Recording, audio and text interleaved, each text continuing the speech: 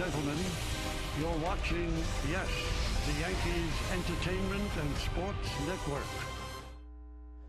It is a chilly Friday evening here in New York City, but the crowd filing into Yankee Stadium, what should be a fun three-game set in the Bronx, as the Yes Network presents New York Yankees baseball. It's the New York Yankees against the Detroit Tigers in the first of three from Yankee Stadium in the Bronx, New York. Hello, everybody, and welcome to Yankees baseball, along with Paul O'Neill and John Flaherty. I'm Michael Kay. Well, the Yankees enjoyed an off day yesterday. They came off a road trip. They had 3 wins against 2 losses, and now a really tough weekend against a very good Detroit Tiger team. Let's check out the pitching matchup first. New York Lottery pitching matchup has Justin Verlander for the Tigers, 2-1, 1.72 against Ivan Nova, 3-0, 3.79. John, let's start with Nova. He's probably been the Yankees' best consistent pitcher. Well, he really has, and he's coming off a spring training where he had terrible numbers in the spring. Goes to show you it does not matter when the lights come on during the regular season. He is now a complete pitcher. 4 pitches. You see a couple of sliders here. Curveball used to be his best pitch. I think now the slider is. He's on a major winning streak and off to a great start. Last 19 starts, John, 15-0, 3.33 ERA. That's the second longest win streak in Yankee history. The best, Roger Clemens, won 16 in a row. Now, speaking of the best, this could be the best pitcher in baseball, Paul. It's Justin Verlander. I think you're right, Michael. I think if you look through time, and every generation has pitchers that are household names just because they have better stuff than everybody. You mentioned Roger Clemens, Nolan Ryan. Justin Verlander has that kind of stuff. 100-mile-an-hour fastball, unbelievable curveball, and when he's at his best, watch out. All right, we have so much more to come. A full day of baseball right here on the Yes Network. We'll be back with more Yankees against the Tigers coming up next.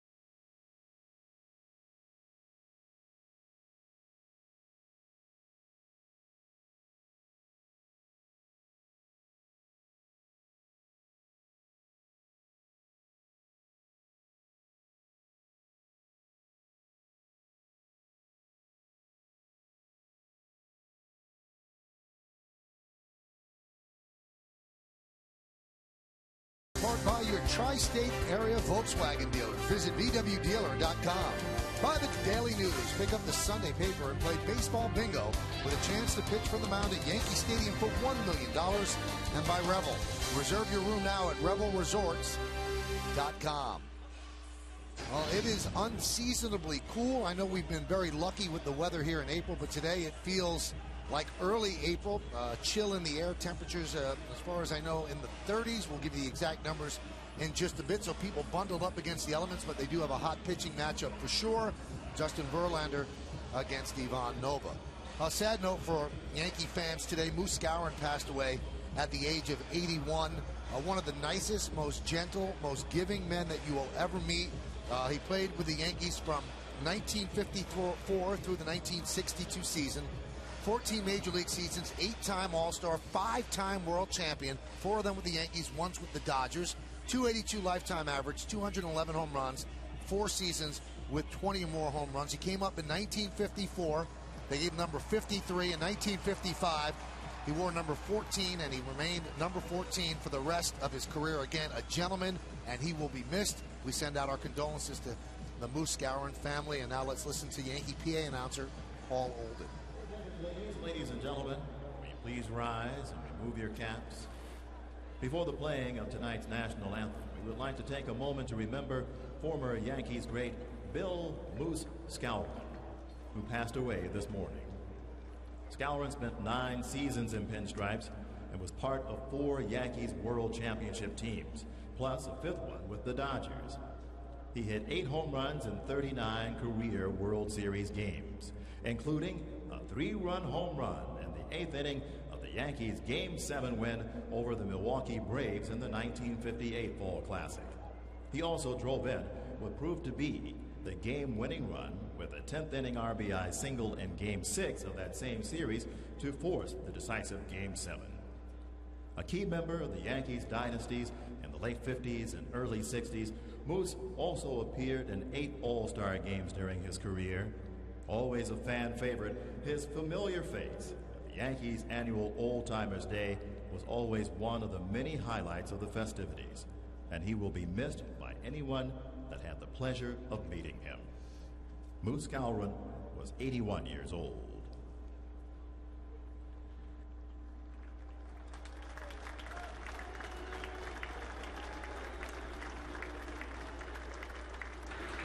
Thank you. Now please remain standing for Robert Merrill's rendition of our national anthem.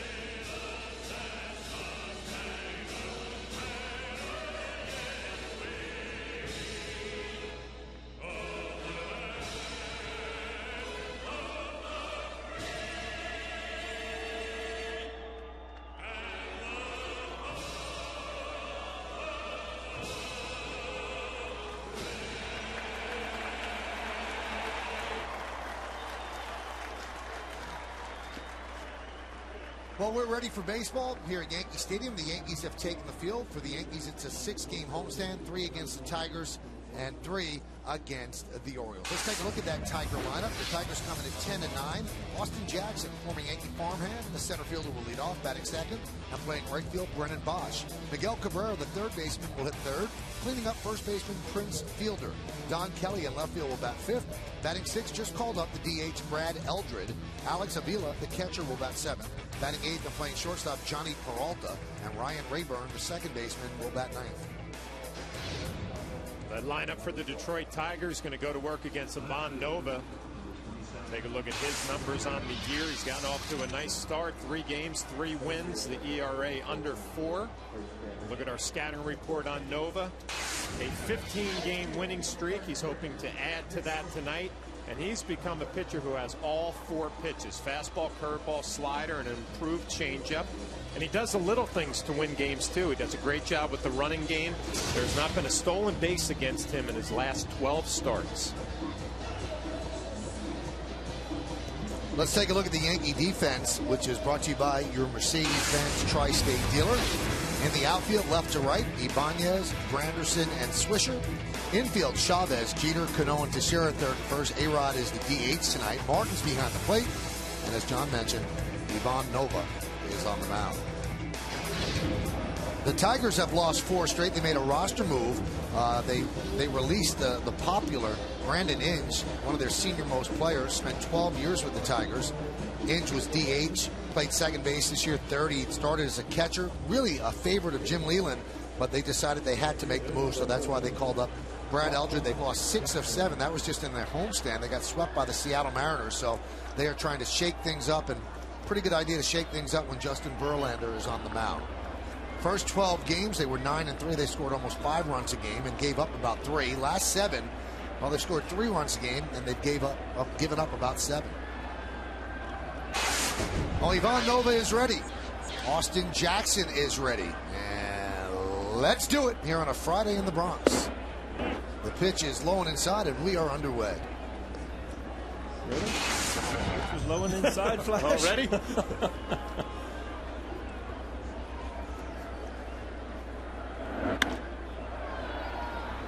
Good buddy Joe West behind the plate. Country Joe. Did you notice Flash in his scouting report? I was just thinking, you know, he was so proud of that last stat. Has not allowed a stolen base. That's such a catcher's point of view. If I'd have done the scouting report, I would have said, loves to get double plays, get you off the field where you get to go hit again. Austin Jackson with a single up the middle to start off the game. Well, the guys mentioned Joe West behind the plate. Let's meet the rest of the umpiring crew. Andy Fletcher at first, Rob Drake at second, and if you're a speed reader, you probably saw Corey Blazer is at third. I missed that one, Michael. Thank you for repeating it. Let's drop it down nice and slow. There you go. Here's Brennan Bosch. Boy, he really feasts on Yankee pitching. 18 for 42 in his career. 429, but he's in a little bit of a slump. 5 for 29. And a strike. Not too many people for the Tigers swing the bat well right now. I mean, they're a good team. There's no way that you, in the division they're in, they're gonna probably run away with that division, but they want to get their hitting together. Lloyd McClendon, a good friend of mine, their hitting coach, said they're starting to swing the bat a little bit better. You don't worry about Fielder. You don't worry about Cabrera. Some of the other guys start to swing the bat a little bit better. Warner goes, a throw to second. Not in time. Okay. You know the good thing about being up here, Flash, is we're going to get a replay, and we're going to be able to say if he was really safe or right. Sure enough, in the scouting report I mentioned, nobody has stolen a base in 12 games against Nova, and here goes Jackson. High tag, but I think he's out. What do you think? You're a catcher. You know he's out. He's out. Yeah. He is out. That was like a Michael Kay. He was so famous for it. You know, you've been hitting so good, you'd go 0 for 5. You guys have been winning, you'd lose. You see the scouting report, he hadn't given up a stolen base. Well, he really hadn't given up a stolen base. He just thought it safe. Yep.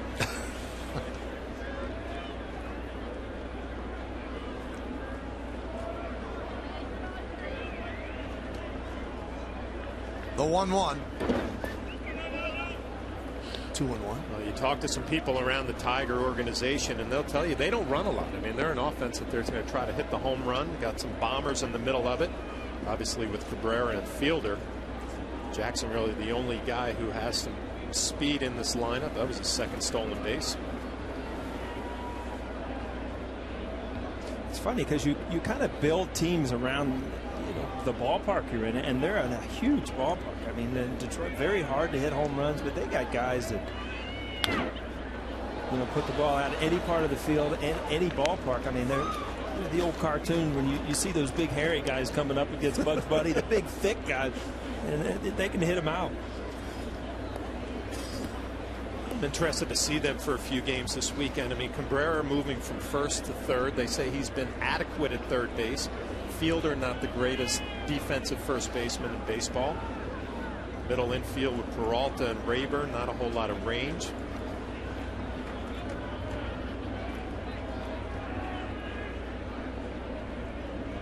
Two. Strike 3. Bosch down looking. Let's look at the game time weather presented by Bigelow Tea. Oh, it's 49 degrees. It's supposed to drop down into the 30s. 34% humidity. The wind is 21 miles per hour. It's mostly clear and windy. It's a hot tea night, not a nice tea night.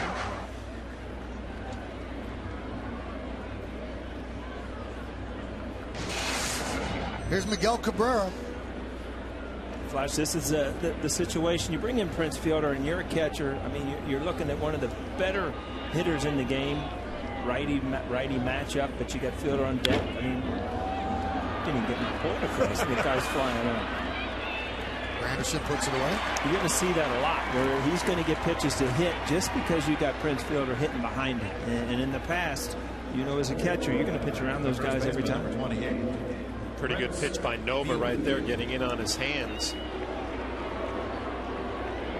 You know, with all the scouting reports and all that stuff, I mean, the Yankees really have not seen a lot of Prince Fielder. You know, so you don't have those at bats in your memory bank on how to get him out. See how they attack him this series. Fielder's dad, Cecil, played the majority of his career with the Tigers. And you used to see Prince around the ballpark as a 13-year-old. He hit balls on the roof of the old Tiger Stadium. Were you catching there then? Yeah, I remember watching out there. I thought they had a young prospect up, and then he was like, 12 or 13 at the time, launching him in the upper deck. I actually lockered right next to Cecil Fielder when I was with the Tigers, and Prince would be there all the time, hanging out in his dad's locker, taking batting practice out in the old Tiger Stadium. Tigers ended up signing Fielder because Victor Martinez got hurt and was out for the year, and Mike Gilletts, the owner, told Dave Dombrowski, the GM, go out and get Fielder. And here is a young Prince Fielder. Terry Francona throwing some batting practice. He was a third base coach for the Tigers. Huh? Well, he was hitting right-handed there. What was up with that? High drive to left center. Ibanez is there. Won't put it away for the final out. No runs a hit, no errors, and one man left. Tigers nothing, and the New York Yankees coming to bat.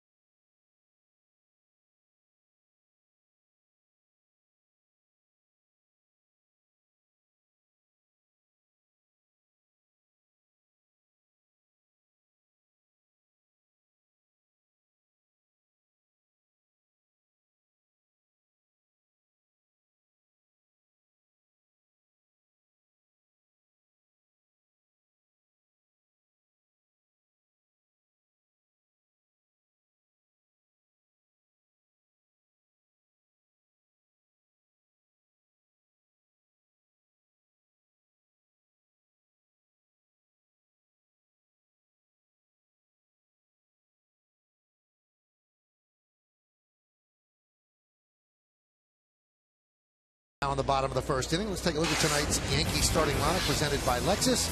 The red-hot captain and the shortstop of the Yankees, Derek Jeter, will lead off. Batting second, the center fielder, Curtis Granderson. Alex Rodriguez slumping. He'll be the DH, hitting third. Cleaning up, second baseman Robinson Cano. Mark Teixeira at first base will bat fifth. Batting sixth, playing right field, Nick Swisher. Raul Ibanez in left field hit seventh. The number 8 hitter, third baseman Eric Chavez, and Russell Martin will catch, and he's going to bat ninth. That lineup for the Yankees, you would expect they're going to have their hands full with Justin Verlander. Take a look at his numbers on the year, 2-1 with a very impressive 1.72 ERA, and we'll look at his pitcher scouting report. He came away with some serious hardware last year, the Cy Young and the MVP, and a true ace in every sense of the word. He had 251 innings last year, so he gives his bullpen a night off when he pitches. The Tigers have lost 4 in a row, looking to stop that streak tonight with Verlander on the hill.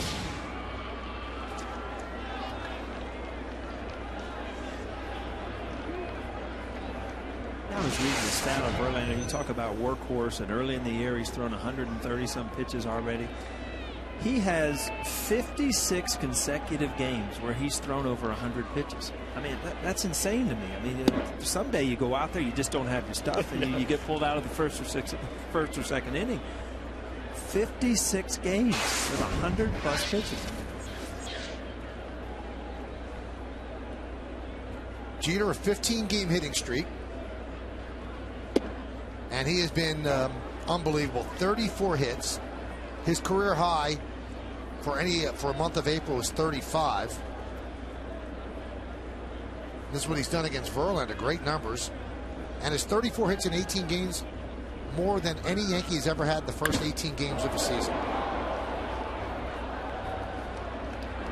See Derek pulling that ball, and you look, that's 84 miles an hour. Change up, taking something at it, and when you're looking for that 100-mile-an-hour fastball, all of a sudden that change up looks like, you know, you can really get to it. All of a sudden you hook it foul.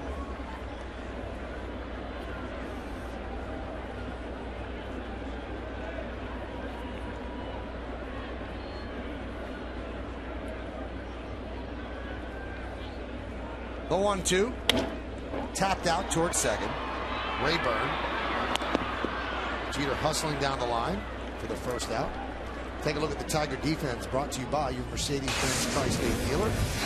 Kelly, Jackson, and Bosch. That's left to right in the outfield. Infield, that's the big question with the Tigers. Do they have enough defense? Cabrera, Peralta, Rayburn, and Fielder. That's third to first. Avila behind the plate, and Verlander on the mound.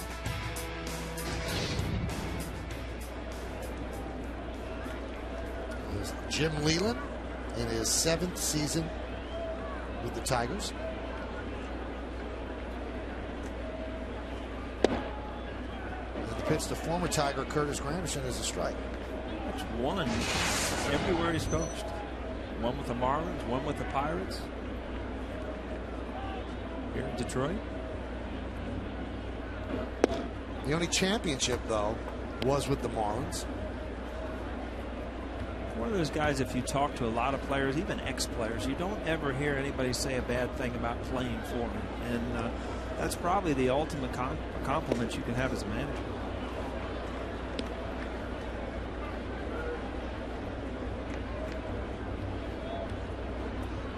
There's the resume. 3 division titles. The Pirates, the Marlins, the championship in '97. Didn't do that great that one year with the Rockies. And left after just 1 year. That one's popped up. I'll tell you one thing, Michael. Somebody down in that truck can type awful fast, because every time I say something, it's on the screen. I know one thing. If I was texting that, it would come up in the 4th or 5th inning.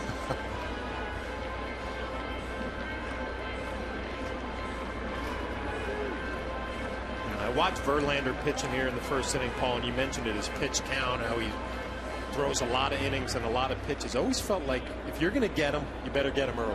Yeah, he is one of the guys that once he gets into a routine. But, you know, strikeout pitchers are going to throw more pitches. I mean, they don't get the first ball sinker ground out. I mean, if you're striking out 6, 8, 10 batters a game, you're going to throw a lot of pitches. The one thing about Justin Verlander, though, and we saw it earlier in the start, the last pitch was in the 9th inning, was 100 miles an hour. He's not a type of guy that starts out at 100 and ends at 93. I mean, he keeps his stuff the whole game. Did not go. It also seems like he leaves something in the tank when he really has to reach back and get somebody out in a big spot.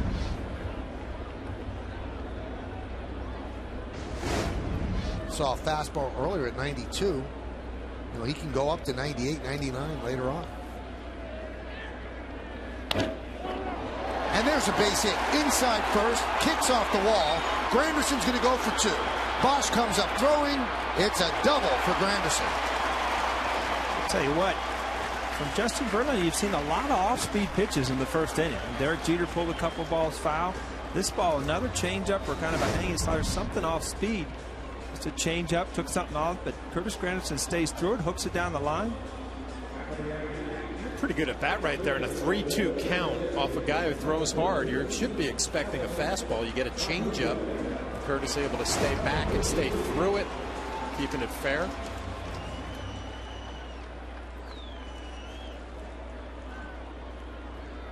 The thing is, as a hitter, if you're looking to pull the ball and you're fooled with a changeup, you either strike out or you foul it off. If you're looking up the middle of the field to, try to keep the ball in play, especially with 2 strikes, you end up out in front a little bit, but you keep that ball fair. Alex did not have a good road trip, 3 hits and 20 at-bats. But the Tigers in town might be a tonic for him. .335 hitter against Detroit. That's his highest average against any American League team.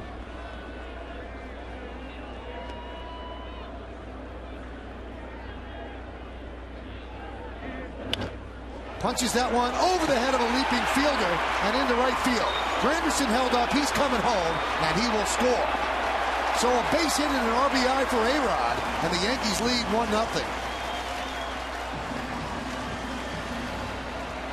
A little smile on Alex's face here. A slider away right off the end of the bat. And Prince Fielder and Yesmo will take a look at his leap. Looks like John Flaherty jumping right there, not real high. Some guys are in the lineup for their bat, Flash, and Prince Fielder is one of them.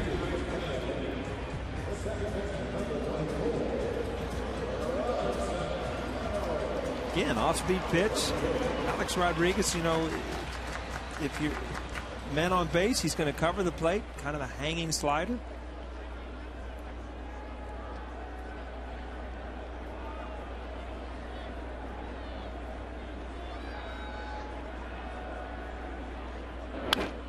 Cano pops it up. Long run for everybody. Verlander was calling everybody off, but then Fielder comes in to make the play. A lot of confusion there. Tell you what, Flash, this looks like a game plan. I mean, there's another changeup, another off-speed pitch.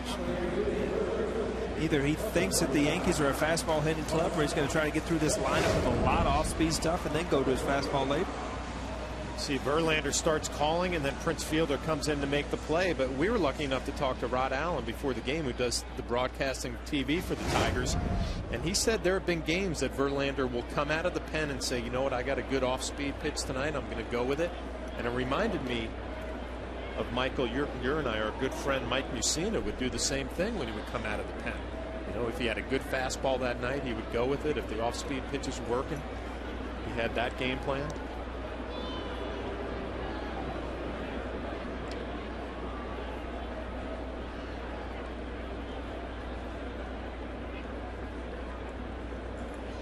Teixeira struggled on the road trip, 5 for 22. And there's a strike.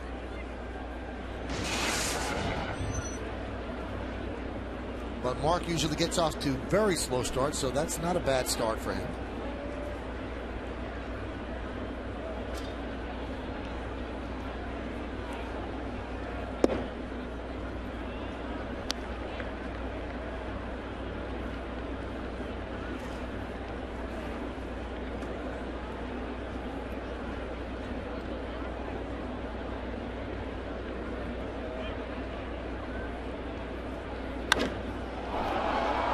Fly ball, center field.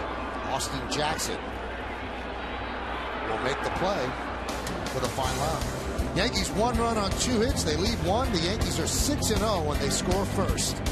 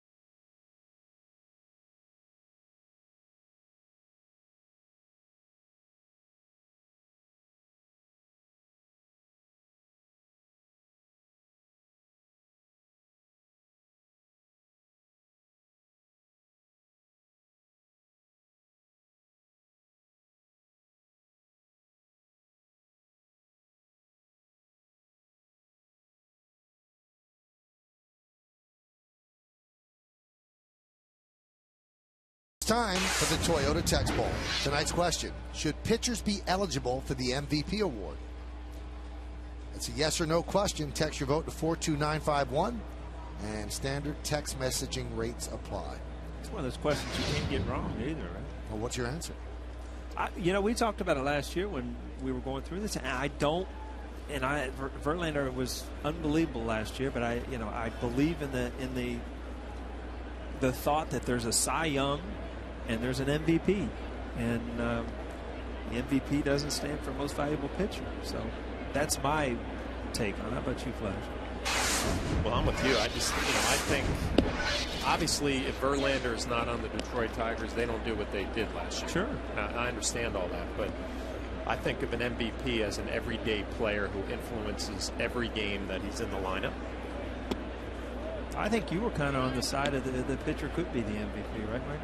Well, I think that as long as the award does not specifically say that you can't have a pitcher win it, then they should be eligible. If you think that that guy is the most valuable player on that team, he should be eligible to win it. And there's a lot of awards that are, like Yu Darvish, who's pitched 7 years in the Japanese League. Yeah, should he be voted for as Rookie of the Year? Some writers think yes, and some say no. He's a rookie in the big leagues.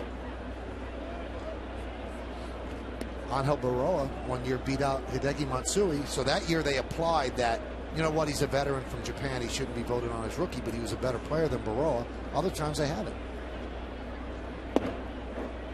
Ichiro won Rookie of the Year and MVP 1 year. That's pretty good. Yeah. Well, like Freddie Lynn did that. Right? Yes. That's a good start to a career. Yeah.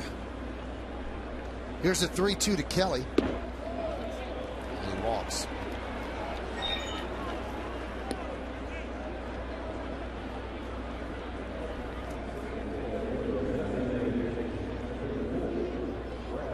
We told you the Yankees are 6-0 when they score first. Here's also a positive stat.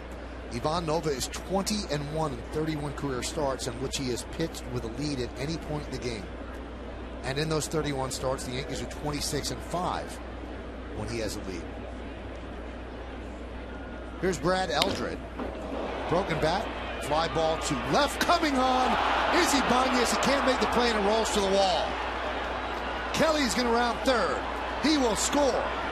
Eldred goes to third. Here's the throw. He's in there. It's a triple, an RBI, and a tie game.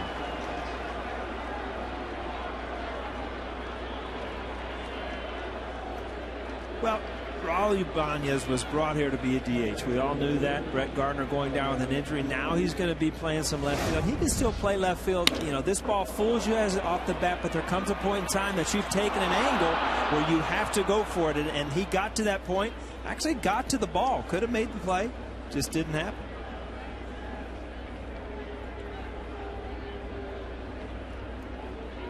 Eldred's first career triple. 31 years old, called up today to replace Brandon Inge. 10 minor league seasons with 5 different organizations. Did you see his numbers? Unbelievable. In the minor leagues this year? Paul, listen to this. He had 13 home runs, 35 RBIs, I believe, in 20 games? 20 games, 388 average. It's funny because the first year I went to AAA, I was in Denver, and we had a backup catcher. His name is Alan Nicely. And he literally was leading the league, doubling everybody in every category. Avila with a fly ball to left, tagging is Eldred. The catch from Ibanez. Eldred just bluffs as the throw comes in, cut off by Chavez. Good job there. But back to this story, and as a young player, you look and you think, this guy is so much better offensively than everybody in the league. How do I even have a chance to ever move up to the major leagues? But, you put yourself, you can see it now. I mean, he was a 34-year-old AAA catcher. But I tell you, as a young player, when you're watching a guy just throw up numbers like that and they're still in AAA, it just kind of makes you shake your head. Yeah, you see some numbers like that in the Pacific Coast League. Right. The Albuquerque ball flies. But this was an international league playing for the Toledo Mud Hens. Up to a great start. He's going to get an opportunity here. Infield in with Johnny Peralta up, and breaking ball is a strike. I'll tell you what, Flash, and I've said it many times, Johnny Peralta's had a great career and still drives in a lot of runs. And I don't know in this count if you would ever give him a fastball to hit. He is a dead fastball hitter. Got one up out of the zone there. Always ready for, fastball hitters, you could throw them 10 curveballs in a row and you throw them one fastball and they're ready for it. That ball was just out of the zone where he couldn't get the job done. Peralta had 2 hits and 22 at-bats during the Tiger homestand. Eldred leads off third, the 0-2. We'll see some more of those. And Flash, these are the big outs throughout the game. All of a sudden, you've got an out, got a man on third base, but you got an opportunity to get a strikeout, try to get out of this inning to save that run. On the scouting report we mentioned, now he's got 4 pitches. Looks like the slider is going to be coming here after a curveball. Tapped right back to Nova. Bobbles, regains, and gets Peralta as Eldred stays put at third. Flash, it's really a good job of pitching there, and Russell Martin, good job of calling the game. I mean, he had one fastball that was out of the zone. Everything else, breaking balls and then a slider, didn't allow him to get the ball out of the infield, save the run. It is such a luxury if you're Russell Martin behind the plate and you have a pitcher who has 2 types of breaking balls, curveball from Nova and a slider. It's such an advantage when you can kind of wait for that pitch you want to strike out to introduce a new pitch into the at-bat. There was a slider, weak ground ball. Yeah, you're looking at that count, and you put yourself at the plate as Peralta. You've seen the curveball, it's in the back of your mind, but then all of a sudden you see the slider, and it's a completely different pitch. You haven't seen it.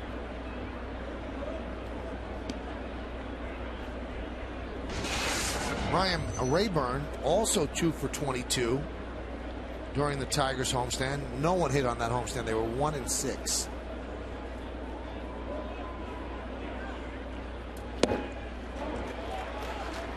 And Rayburn had a spring training where he was on fire, locked in, hitting home run after home run.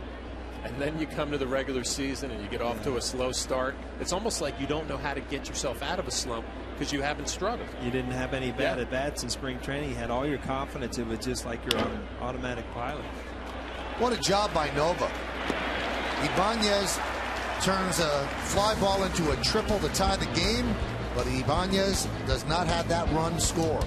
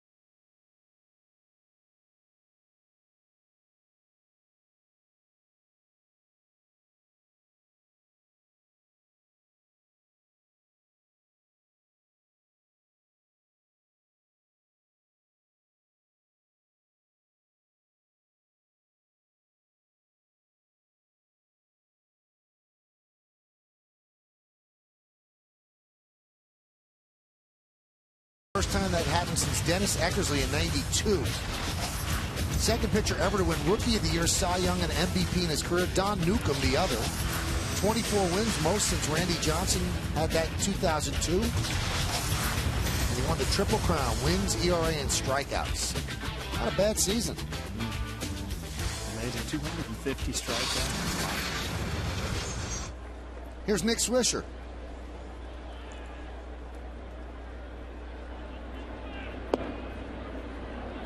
1-0. 1-1 game.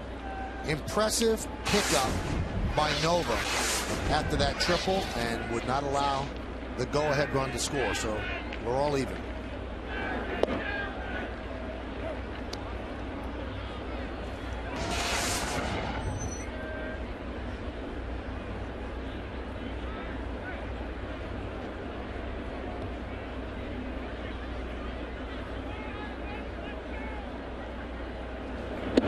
Heard this great story about Verlander. He will not lift his arm into a throwing motion except when the day he pitches and his throw day. Like, he won't be in the outfield to throw a ball. His hand will not go above his head in that motion. Saving extra pitches or something? I don't know. What are we doing here? I don't know. And it was weird to me because he did that Chevy commercial where he's humming on the mound, and you could see he threw a ball. So maybe that was on a throw day. Oh, see, that's right. You talk at home, Michael? Do I talk at home? Yeah. What do you mean? I to myself? Save your voice so you don't ruin it for the next day? I do talk at home, yes.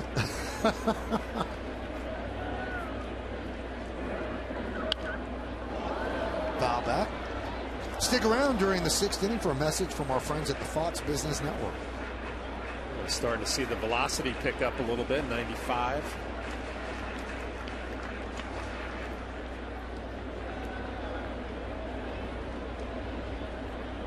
John, who's the best pitcher you ever caught? Wow, the best pitcher or the best stuff? I mean, probably the best pitcher. Wow, good curveball there. Those are the kind of swings you'll see off Justin Verlander every once in a while, because you have to know that he has that fastball, and then he snaps off that good curveball.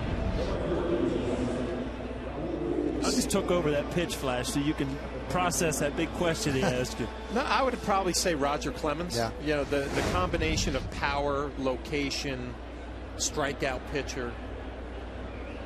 But it's kind of a loaded question. I mean, I enjoyed catching Bob Tewksbury, who threw 86 miles an hour when I caught him. So he would fall under the heading of best pitcher. Best stuff and pitcher would be Roger. Would be Roger. Who's the best pitcher you ever faced, Paul? You know what? Looking at just pure stuff, Clemens, I could not stand facing because of the type of pitcher he was. He was an intimidator. He had unbelievable stuff. But I felt like I had a chance when I went to the plate against Roger Clemens. I felt like I had no chance when I went to the plate against Randy Johnson because I couldn't see the ball. Ibanez grounds out to Rayburn.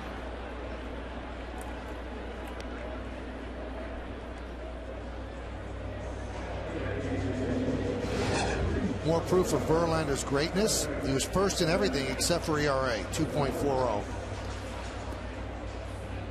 Batting average against 192. Whip, anything under 1, anything about 1 is outstanding, 0.92.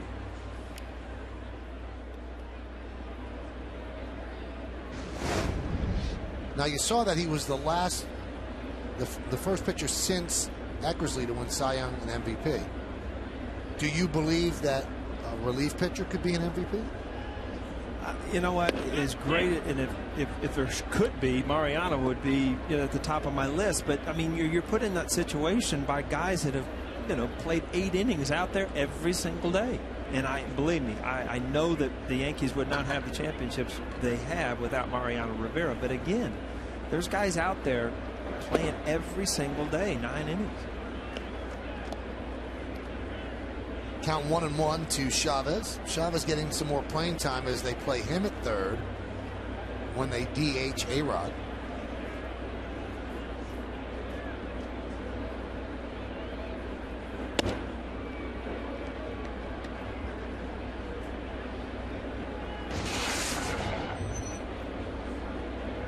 Had 2 home runs in that game at Fenway Park, the 100th anniversary game, matching his total for all of last year.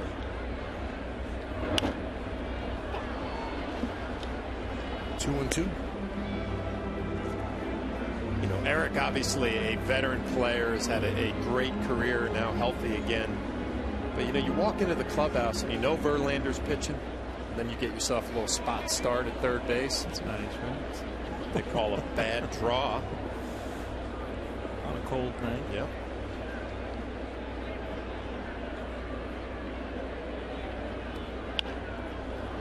Went off speed, and somehow he fouled it away. Starting to see the bite on that curveball, where early in the game, that first inning, threw a lot of just off-speed change-ups. Now he's gone fastball, curveball.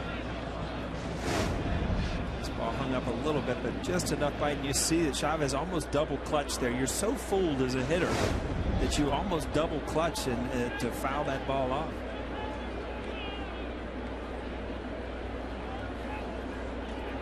Back to the change-up, and a lot of times guys with leg kicks, Eric used to have a real big leg kick, is you want to get up and you want to get it down ready for that fastball, and you're so quick in doing that that the breaking ball and the off speed will really give you problems.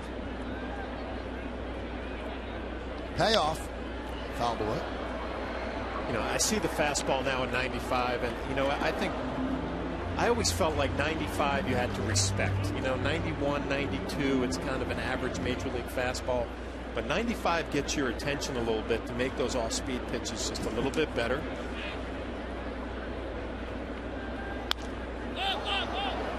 Popped up. Long run for Cabrera. And he makes the play and kind of runs into Avila for the final out of the second. Yankees go down in order. 1, 2, 3. We go to the third inning. Austin Jackson, Brennan Bosch, and Miguel Cabrera made this catch. We'll be out.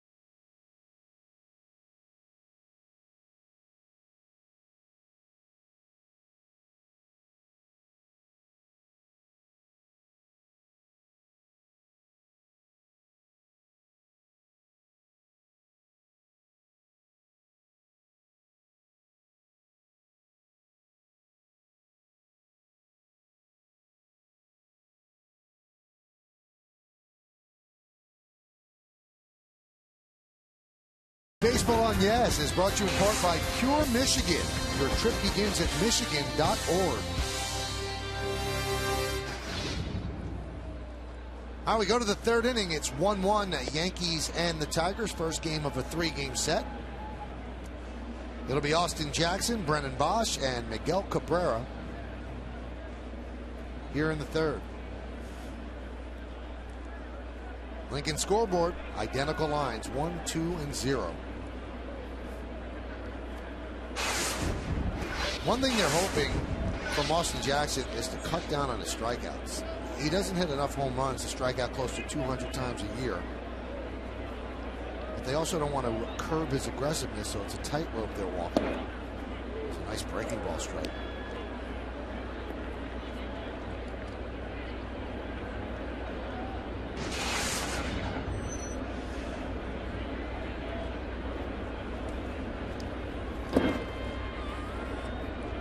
So far this year, in 69 at-bats, he struck out 17 times. Last year, 181 strikeouts. Bunts down the third baseline, and he kicks forward. Austin was part of the package that the Yankees put together to get Curtis Granderson, and that turned out to be a good deal for the Yanks. Phil Koch was also in that package, and Ian Kennedy. It was a three-way deal, ended up in Arizona. Boy, he's become a very effective pitcher for the Diamondbacks. Since that trade, you see what the three guys have done. Those numbers with Granderson are kind of misleading because of the first half that he had the first year. But, man, since then, he has been, I mean, just unbelievable what he's done in the American League.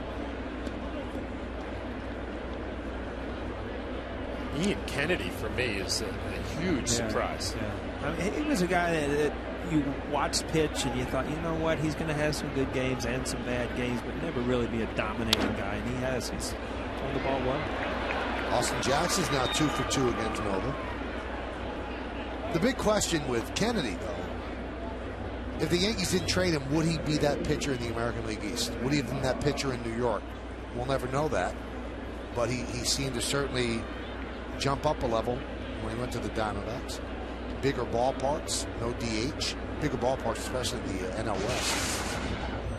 I'll tell you what, pitching in the American League East in this division as a young pitcher, I mean, there's a learning curve. There's no doubt about it. And that, to me, what Nova has done, it just shows you how good a pitcher he is, too. You think back to Nova last year at the beginning of the season, and he would always have trouble getting through the middle of a ball game. You know, would have a lead, maybe couldn't get through the fifth inning. All of a sudden, he got rid of that problem. Added the slider. He wins 16 games. That's through the left side for a base hit by Bosch. Coming up, Miguel Cabrera. Let's check out the Home Depot hitter scouting report on Cabrera. Wow, he's a leader, and this is kind of a funny stat. He's led every category in the American League in separate years. In 2011, he hit 340, led the league. Home runs in 2008, 37. 126 RBIs in 2010. He's an all-star back-to-back years for them, and he should get better. With Prince Fielder hitting behind him, I mean, it only looks like he's going to get better. What other player, Michael, I'm going to ask you, what other player has done that for the Tigers? Led the league in every category. You mean in history? Yeah, in the history of the Tigers. There's another guy that, not in the same year, but, you know, 1 year in average, 1 year in RBIs, and 1 year in home runs. Is he a Hall of Famer? Oh, yeah, he's a Hall of Famer. Was it Al Kaline? You know what? And that's why I asked this question, because I saw Al Kaline, and I'm like, that has to be the answer. But it's not. Hank Greenberg? No. It's Ty Cobb. Wow. Kind of strange, because you never think Ty Cobb would do it in home runs, but back then, I mean, he probably did it with about 9 home runs. Yeah, but we talked about Moose Skowron, how just a wonderful, nice man that you got to meet by being part of the New York Yankees. And Al Kaline, same type of guy. Out on the field today, just an unbelievable presence and just an unbelievable player. The 0-2. Nice block there by Martin. Cabrera 1 RBI shy of 1,000 for his career.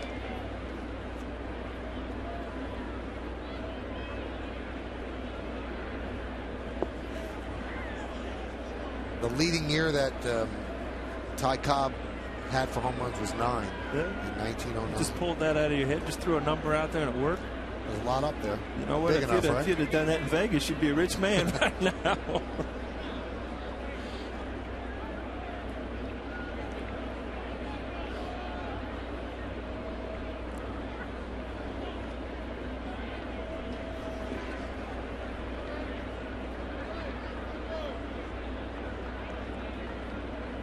The 1-2. One of those hitters flash as a catcher, you always think, wow, I got 2 strikes on this guy, he's in a hole. But with a guy like Cabrera, he'll still hit the ball out of the park to right field. I mean, he's really not in trouble when he has 2 strikes. Well, you watch his body language with 2 strikes, he doesn't change. You know, it's not like he gets a little quicker. Right through the vacated hole on the right side, a base hit. Austin Jackson will score. Swisher flips the ball in, and the Tigers have a 2-1 lead. You know what? I think they're asking for that baseball. If I'm not mistaken, that might be his 1,000th RBI. The guy's 29 years old, and you look at this is how you drive in runs. 2 strikes. There's a hole on the right side. You know, you can drive in runs as a power hitter, just getting a base hit also, and that's what Miguel Cabrera. Look, we got guys running all over the place. Now, do you think he saw Robinson Cano holding the runner on and had a little bit of room and just slapped it the other way like that? Is he that good? I think he's good enough to know that he can, you know, go to right field and get away from the strikeout. And, you know, he had just saw a breaking ball from Nova, and he's still quick enough to hit that outside fastball. 6th youngest player ever to reach 1,000 ribbies. You see the others. And he's the 21st active player with at least 1,000 ribbies. And also showed how totally unselfish he is when they broached the idea of signing Prince Fielder. He said, I'll move to third, no problem. And he had played third with the Marlins, but had settled in at first base here with the Tigers. And they said he's done a nice job over there. He has not been a liability so far. Grounded and threw for a base hit. Bosch rounds third. He will score. It's a base hit for Fielder, and it's 3-1 Tigers. Well, Flash, you know it. This is the way to get around these big guys is get the guys out before them. Now you've got to pitch to Cabrera. Now you've got to pitch to Fielder. Those guys are good at what they do. They drive in runs. Both those guys have taken the ball the other way. Prince Fielder, you know, he'd love to hook one, but look at this ball. Up and away. Just drive it the other way. Yeah, frustrating for Nova. We'll see how he reacts here, just out of the reach of Derek Jeter, because both Cabrera and Fielder hit the ball on the ground where you're thinking, I might have a double play here, just out of the reach of Jeter. They still haven't gotten it out here in the third. Well, Cabrera had a fastball. That pitch right there was a hanging breaking ball. That you know, you don't expect to get away with those. Yeah. When you look through this game tomorrow, if you're Ivan Nova, you don't expect to get away with that pitch.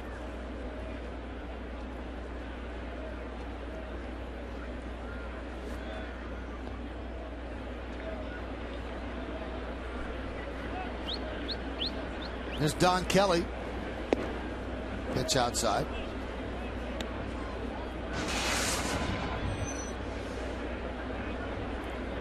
Kelly walked and scored in the second. These are big runs with Verlander on the mound, so you have to stop it right here. You can't really get away.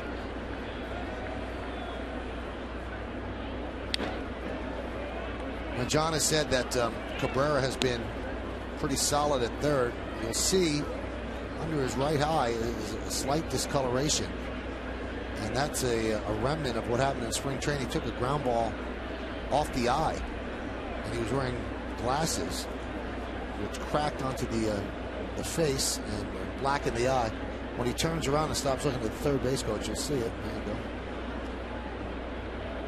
Trying to stay away from the camera. We got so many cameras. We'll get every angle, Michael. If we need to find that black eye, we'll find it.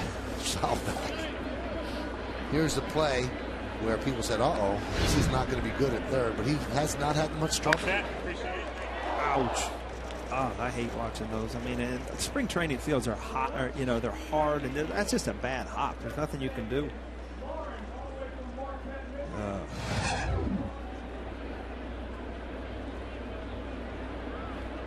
tell you what, as an infielder, you become gun shy. Let's go back. 1-2. Remember, I was with Cincinnati, and there was really nowhere to play in the outfield. Pete Rose asked me one day, our first baseman, it was actually Terry Francona, had gone down and said, can you play first base? Said, of course I can. Give you a shot. Went out, took some ground balls. About an hour later, was getting stitches in the emergency room. Set me right back out to right field. Swing and a miss. Kelly down on strikes for the first out. Good pitch here. Flash, I mean, you talk about his 4 pitches, but by the third inning as a catcher, do you know what's working for him, maybe 2, to try to get out of these jams? Yeah, you know what pitch is going to be the strikeout pitch, and a nice backdoor curveball right there from Nova gets a big strikeout and to work his way through the third inning. But you know what, to answer your question, Paul, you would hope to go through the beginning of a game and not have to show all your pitches. Right. But as Michael said, every run here in the third is huge with Verlander on the hill. You got to use all your weapons. Here's Eldred. There's a strike. Along with John Flaherty and Paul O'Neill, I'm Michael Kay, and you are watching Yankees baseball here on the Yes Network. Thank you for spending part of your Friday evening with us. It's 3-1 Tigers over the Yanks, top of the third.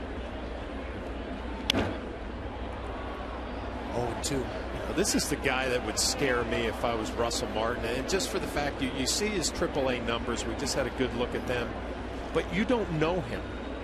You know, he's got some power, obviously a big man, and I'm sure the Yankees probably called down to their AAA team to get a little report, plays in the International League.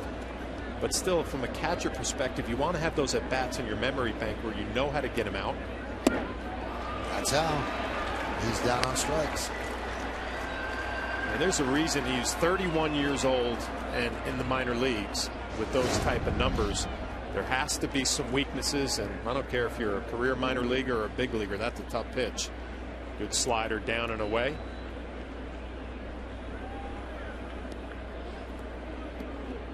Last two big strikeouts have both been on breaking balls, so nobody knows if he gets late in the count.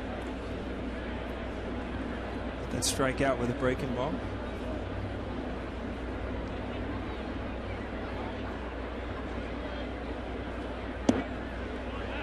A strike to Avila.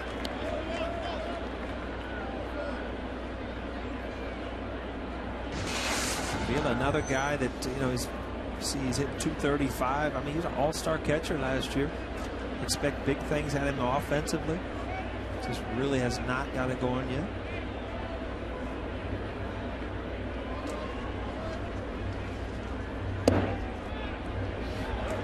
Oh, 0-2.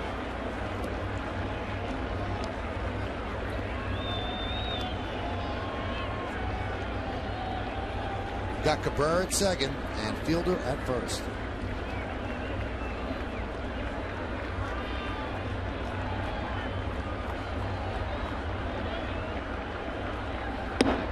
Missed inside.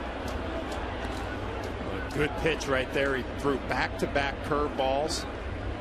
Then on an 0-2 count, threw a fastball up and in just to get Avila thinking about a different speed. Now, like you said, Paul, maybe goes back to that off-speed pitch, curveball or slider with 2 strikes. Every once in a while as a hitter, you get that feeling, you know, he was just showing me that fastball up and in off the plate, and he's going back in.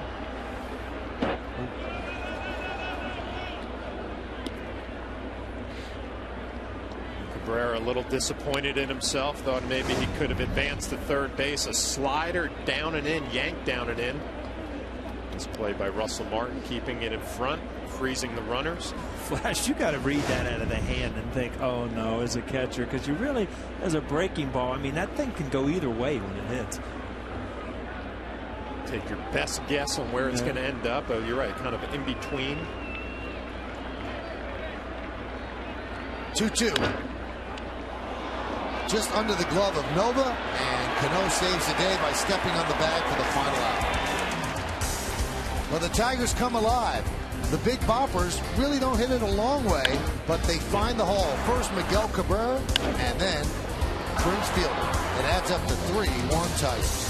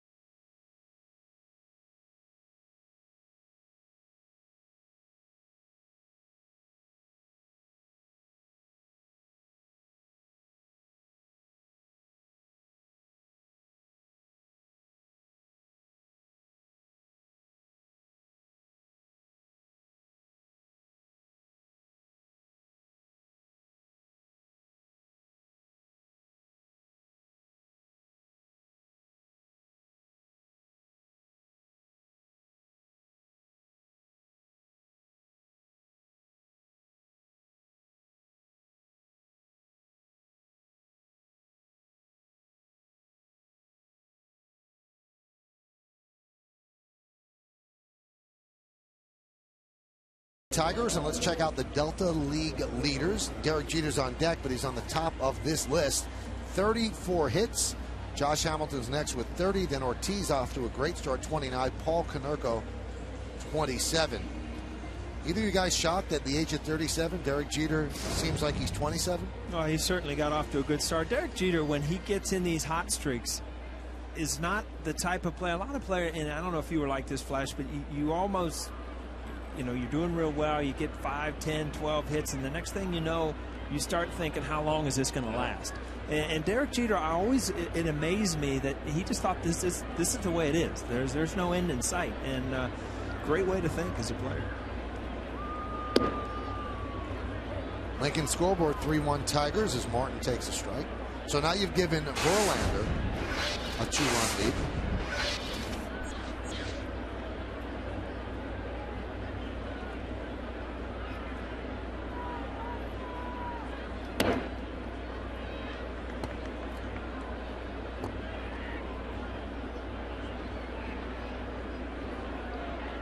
Looked like a David Cone that kind of invent a pitch there. He was kind of at a different angle there, and he just kind of threw a big slurve instead of the big curveball.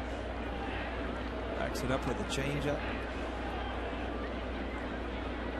I was just thinking, looking at Verlander, reminds me of some of the guys that I caught during my career. They almost wanted the game to be just like this, a 2-run game where it keeps your mental focus, you know, where you can't get lazy. You still attack a lineup. Obviously, you want to get more runs later on in a ball game. Good changeups right on right to Russell Martin. Right-handed hitter's not used to seeing that very often.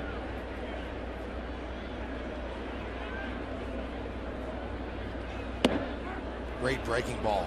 Martin down looking.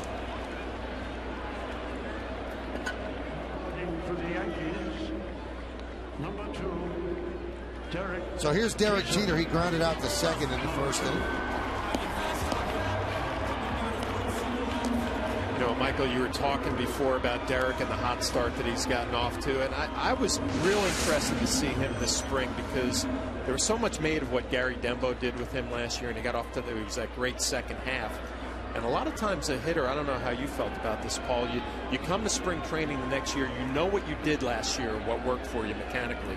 But sometimes it's not that easy to do it again the following season after being off for 3 or 4 months. Derek has not had a problem. Every single year you went to spring training, something was a little different. And if you watch guys in their career, you could show the stances, and everything changes a little bit. You might hold your hands or close your stance. And to think that you go every year and everything's just going to be the same, it's not. And the great hitters make adjustments to get the pitches they can. They got their little hot dog wrapper. It was weird. Verlander picked up the hot dog wrapper. He would not put it in his back pocket. He wanted to hand it off to somebody, and then Cabrera put it in his back pocket. He didn't want to reach his arm back there. Remember, he can't go above his head either.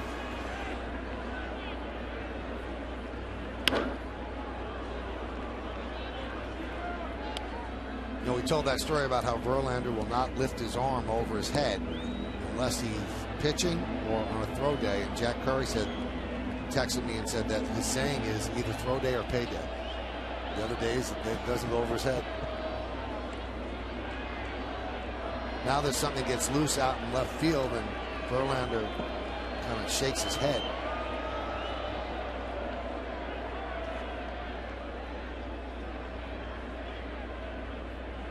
I guess he can't run with the helmet on. What are we doing there? You flip it off like Pete Rose if you want to. Holding it in there.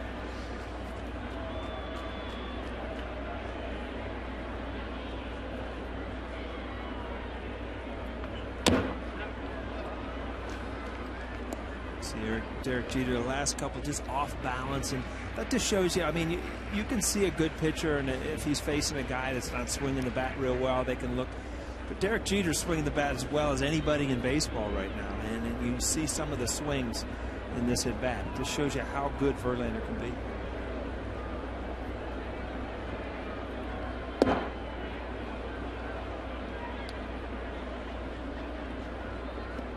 Leads the American League in hits with 34 singles, 24 infield hits, 7, and opposite field hits, 14. Also tied for second in 2 strike hits with 13. He's playing well. You don't even know the numbers. He's playing very well. The 1-2. He strikes out.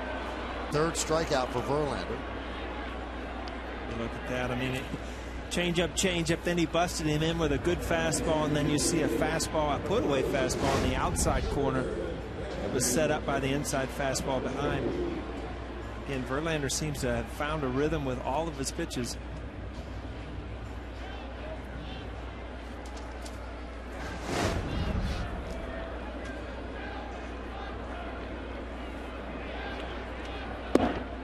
Curtis Granderson takes a strike.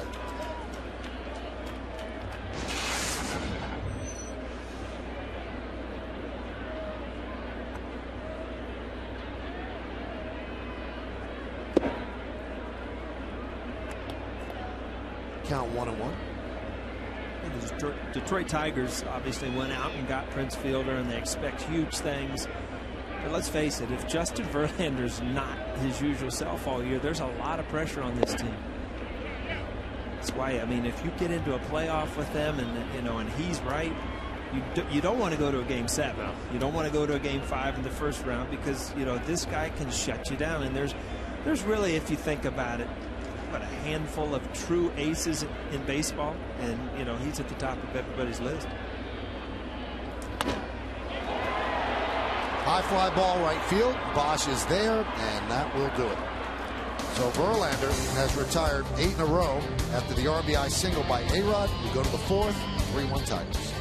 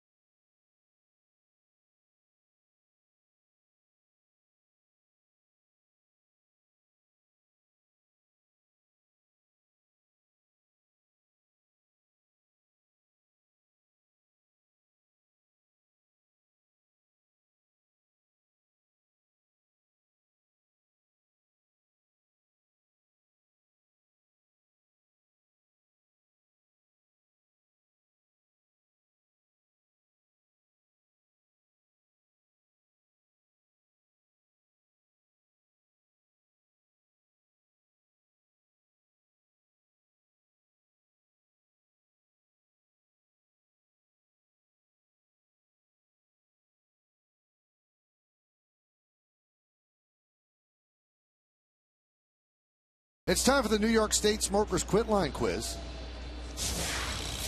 Justin Verlander became the 3rd Tigers pitcher to win the MVP and Cy Young in the same season.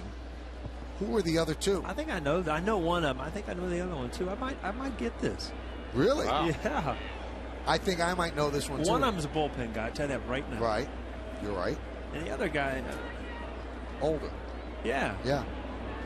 Pitched in the World Series, right? I don't think we're thinking of the same guy. Yeah. You're thinking Denny McClain, right? Yeah. I mean, he won 31 games that year or something, didn't he? He didn't win the MVP. Well, that's not right. Verlander only won 24, right?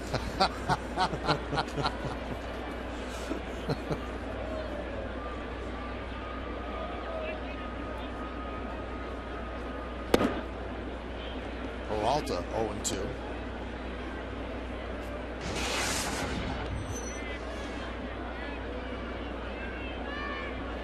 Am I wrong?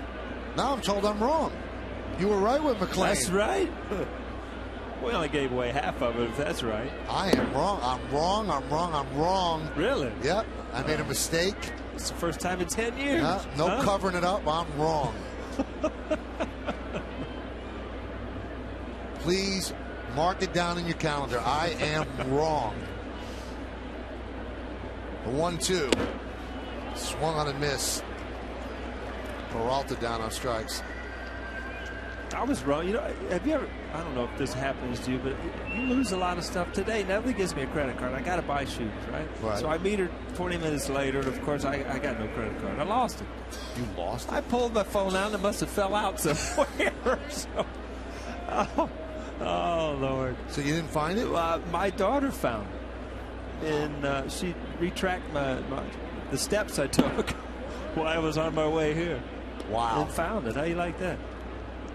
I was just dropping little reminders how to get back to where I came from, I guess. Like dropping popcorn. Yeah, Hansel and Gretel.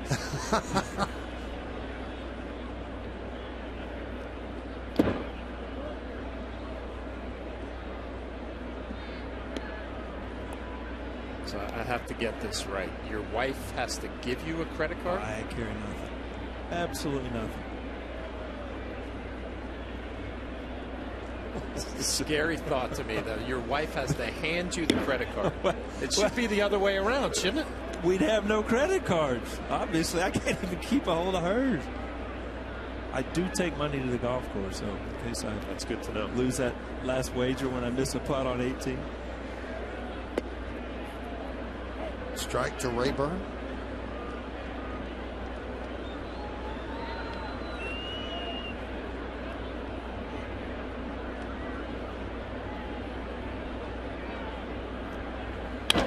Hot shot up the middle, of base hit.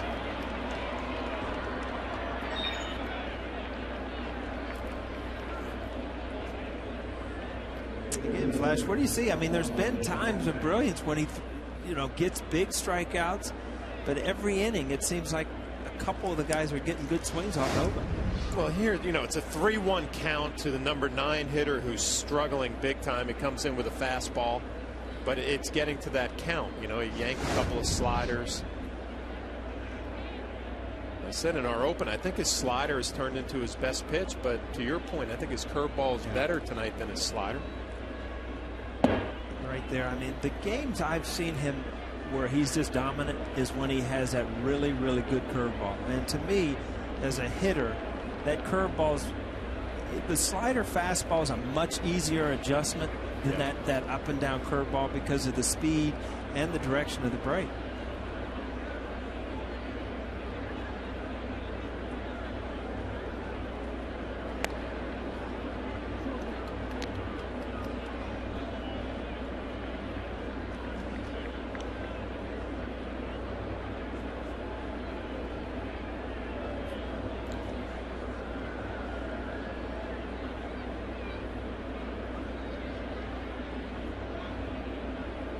The 0-1. High fly ball. Right field. Swisher makes the play. And they retire Austin Jackson for the first time tonight. He's 2 for 3.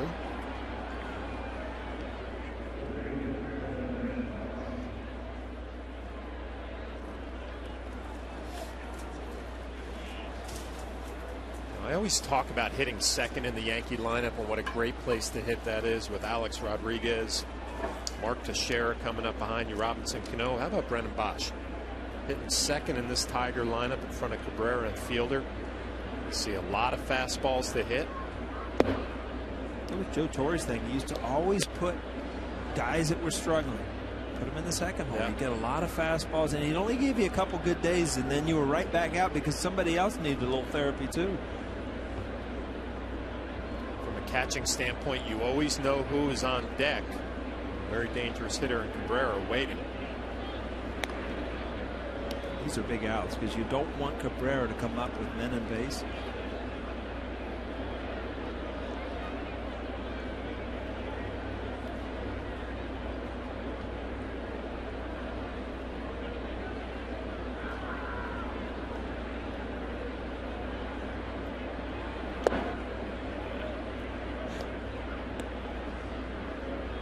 change up there, Flash, and you haven't seen a lot of those tonight. You know, and Tony Pena around the batting cage was talking about his changeup, saying, you know, he's really turned into a 4-pitch pitcher. But this is the count that would bother me if I'm catching right now, Russell Martin. 2-0. Left-handed hitter and Cabrera and fielder coming up next. We'll see if he challenges him with a fastball. Changeup, just saying a good time to come back to back. He did. Got a big out. Ibanez makes the play, and that will do it. No runs a hit, no errors, and 1 man left on base. We go to the bottom of the 4th. A-Rod's going to lead off. Stick around.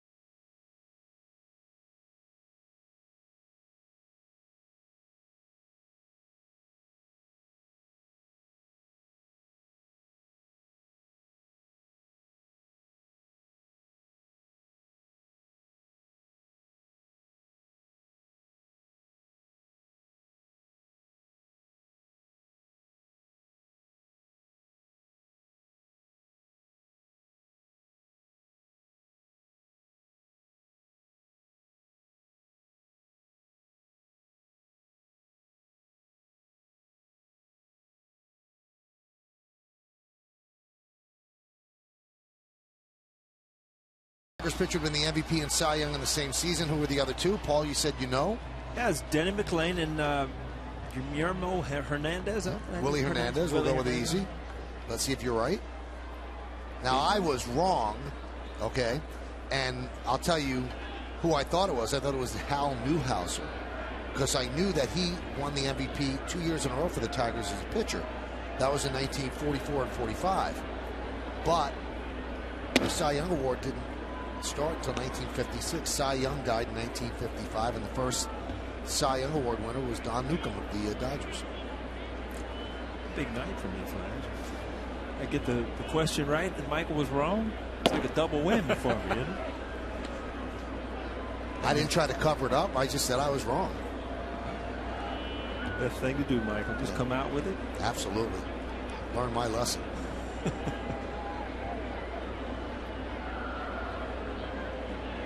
1-1.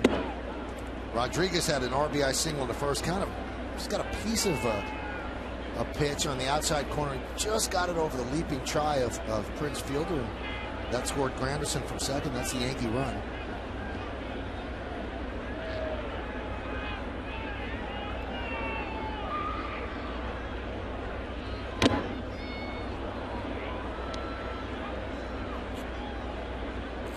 Justin Verlander can get tough when he gets swings and misses up in the zone with his good fastball. It's almost setting up for that good curveball. So, which when you give up a hit like he did, I think A-Rod will see a slider away the rest of the night. Went to the breaking ball, not the slider.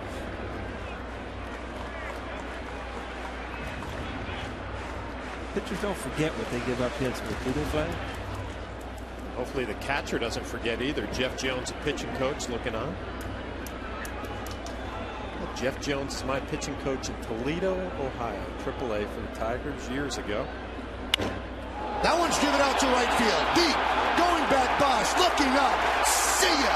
Home run, Alex Rodriguez. Tigers 3, Yankees 2.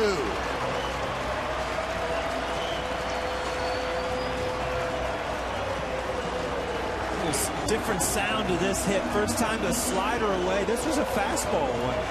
Alex Rodriguez still, when he gets his arms extended, drive it out anywhere. Fastball just out of the way of the plate. Knew right off the bat. Again, you hear a little different sound than the first time.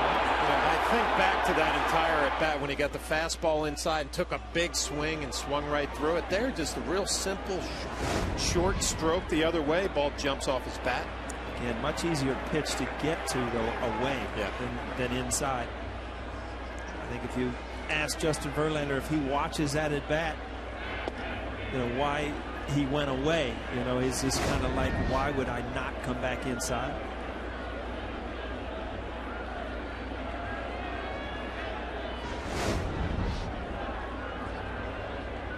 That was Alex's 4th home run of the year, his 288th home run as a Yankee. And that puts him into sole possession of 6th place, passes Bernie Williams on that list.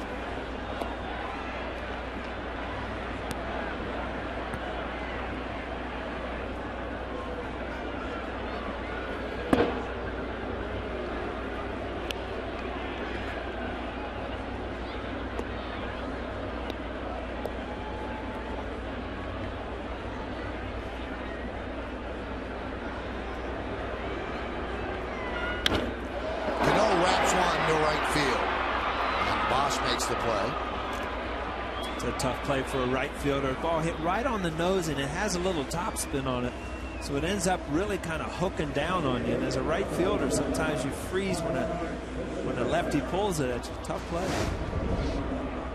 See, you think you have it, and it ends up really diving at the end.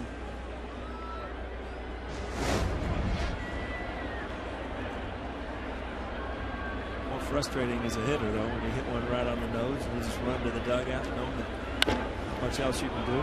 Teixeira bounces one to second. Rayburn is there for the second one.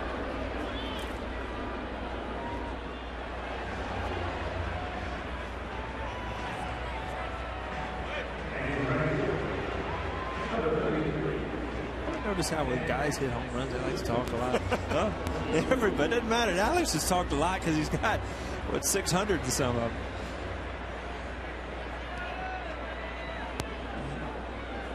DH, you sit there and just think how easy it is to go up, hit a home run, get ready for your next at bat.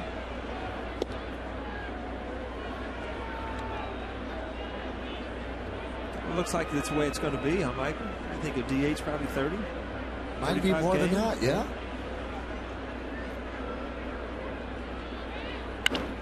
That one is driven out to right center field. That's going to split the outfielders and go to the wall. Swisher at second with a double. Well, starting to see some better swings from the Yankees here in the 4th inning. Alex Rodriguez, the home run. Robinson Cano, a line drive.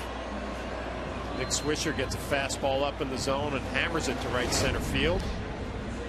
A little tail away, but again, the velocity not that upper 90s or low 90s. Nick Swisher able to get on top and drive it to right field for a double.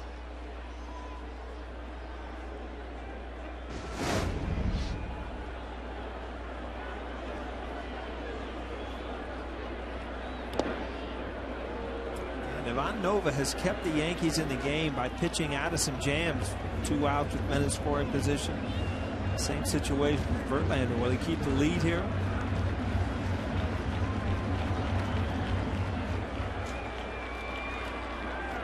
Ibanez grounded to second in the second. 3-2 Tigers, bottom of the 4th. Dribbled slowly at the first baseline foul. Now, Paul, you told that story where you had to, your wife gave you the credit card to buy shoes. Right. So on Twitter, Italian Meatballs asked. Italian Meatball. That's his name. That's his name. All right. He got hungry just then. What does Paul do when he has to buy his wife a birthday gift. Does he ask her for the credit card to buy her a gift? No, I have called in before with a number. Right. And you can do that too, believe it or not. Just call in with a number, tell them who you are, and it works. Really? Or, I have a credit card at home. I just keep it in the... I'm not going to tell you where I keep it. You might visit. I have 150 gas bills on my credit card. 1 and 2. This is what the people on Twitter want to know, Paul. Italian meatballs. Italian meatballs. I tell you what, from the mall, I jump in the car, I'm in there, I'm listening to your show today. Right. And as I'm sitting in traffic, take a tip from me, buy this, take a tip from me, buy. I'm like, if I take a tip for everything you tell me to buy, I'm going to need another garage. And I'll make all the advertisers happy. Yeah. Foul back. From burgers to car, you got everything. That's right. That's right. Pretty impressive show, though. Rex Ryan, #1 pick, was on there. Well, you were listening. Yeah. The one I could not figure out was Bobby Valentine. He's on every week. Really? That's right. In New York, you have to know your enemy. Ah. Good thing. The 1-2. Swing and a foul tip held on to by Avila, and that will do it. But the Yankees creep closer. 1 run on 2 hits, but the 1 run came on this hit. Outside pitch. Rodriguez goes the other way. Drives it to the seats for his 4th home run. Verlander doesn't like it. 3-2.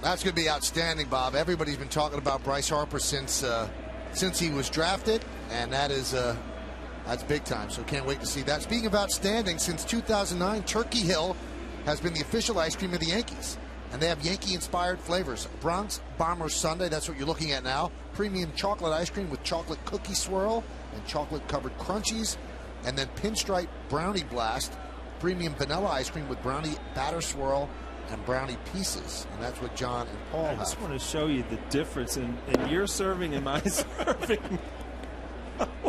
What is that? You know what? There's Michael K. right here. Go ahead and finish that off. I'll take it home and let my daughter take a bath in it. Golly. Miguel Cabrera, count 2-0. 3-2 Tigers. The home run by Alex, the first home run allowed by Verlander this year.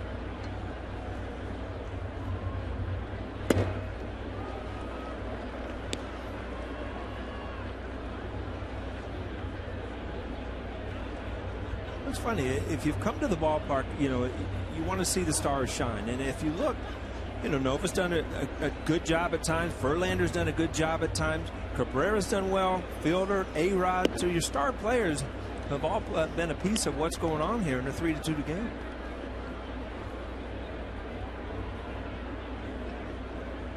A dangerous count here, 3-1.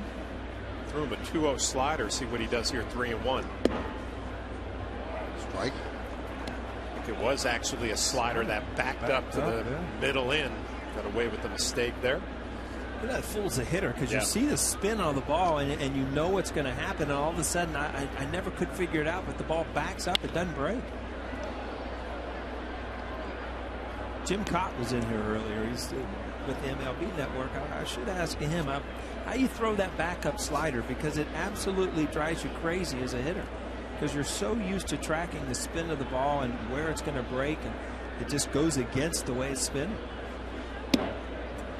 And he was walking Cabrera, would not give in to him. 3-2 breaking ball. You see that. You know, it's just too good a hitter, too much power.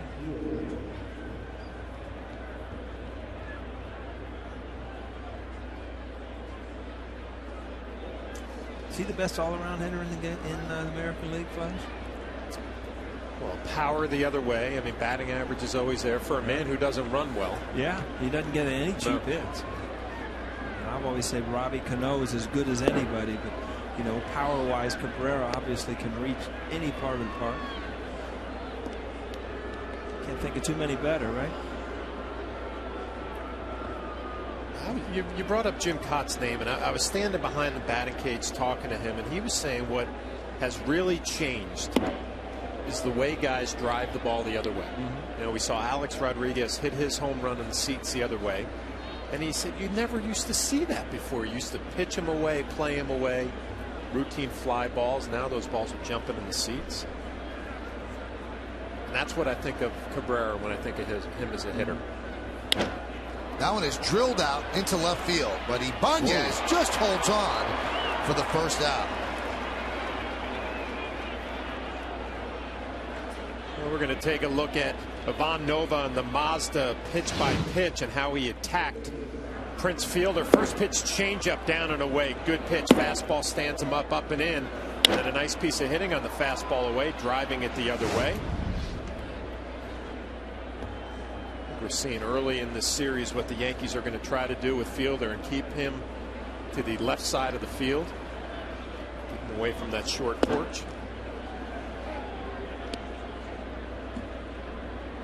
Talk about things that have changed. In the old days, the home run hitters, they hit home runs or they struck out, and they were 240, 250 hitters. Now you take guys like, you know, Pujols and Cabrera that hit 30, 40 home runs and still hit 330 or 340. Just unbelievable strength, great hitters with power.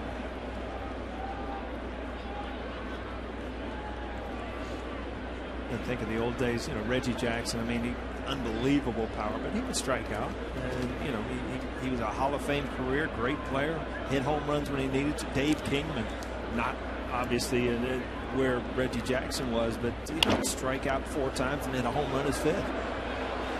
Cano knew he had time with Cabrera running, so the slow hit ground ball, he turned it into a force. Now I want to get your take on this. Jim Cott actually thought that the reasons why, you know, the sluggers, as you say, the batting average wasn't there, that bats that they used were so much heavier in the old days. It makes a little sense, because if you pick up guys' bats, it's amazing. On Prince Fielder, I think it uses a 33 or 33.5 inch bat. That used to be like a leadoff hitter, a little slap hitter, where, you know, you get so much bat speed, you can let the ball travel so much that you can drive it all over. Ground ball, and grabbed there by Jeter, but he can't get the force. Kelly reaches, so Eldred with his second hit. Now, if I remember correctly, catching when you were hitting, you used a heavier bat. I use a real heavy bat. You see Derek Jeter making that play, just no time to get the force at second, but I changed. I used a smaller bat in Cincinnati, and when I came here, I started messing around with a heavy bat, and I just felt like I had better mechanics and was a better hitter with a bigger bat. How many ounces? 34? 35. 35. 35.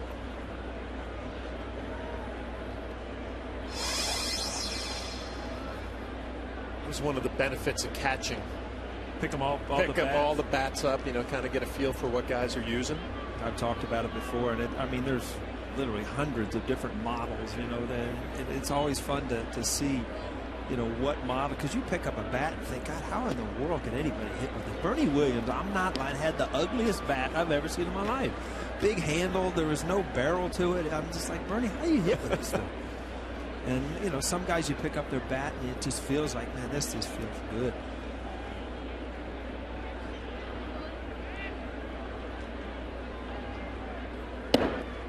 Didn't I once see you weighing a bat in the clubhouse? You put the bat in a Gatorade cup and put it on a little scale? Yeah, Robbie Kukuza was good. He got a little digital scale, and if you got a dozen bats in, I found that if you started weighing them all, you'd find, you know, 6 or 8 of them that were perfectly 35 inches and 35 ounces. And the other ones, you know, you would use those for the games, and the other ones you would use for batting practice. Did everybody weigh the bats or just you? Tino did, too. I think you guys used to do it together. Yeah. Your lockers were close, right? Kind of fun just to see if they, you know, you order certain bats. All right, I want this 35, and it came and it's like, oh, this is only 34.9. It was, you know, it was more of a game than anything. But you really could, in my mind, if you had 35 ounces in a bat, you knew you had good wood because it was heavy. And it's just the way it flashed, you shaking your head at me. You really had too much time on your hands, didn't you? What do you do? Well, we didn't take infield back then, so it was like from batting practice, you had an hour. It was either talk to Michael Kay in the press or weigh my bats. Huh? What would you do? Now it's making more sense to me now. See? 2 balls, 2 strikes, 2 outs, 2 on. Strike 3. Big strikeout, and Nova keeping the Yankees in this game. No runs a hit, no errors, and 2 men left on base. We are halfway through. Chavez will lead off in the bottom of the 5th. Yankees down by 1.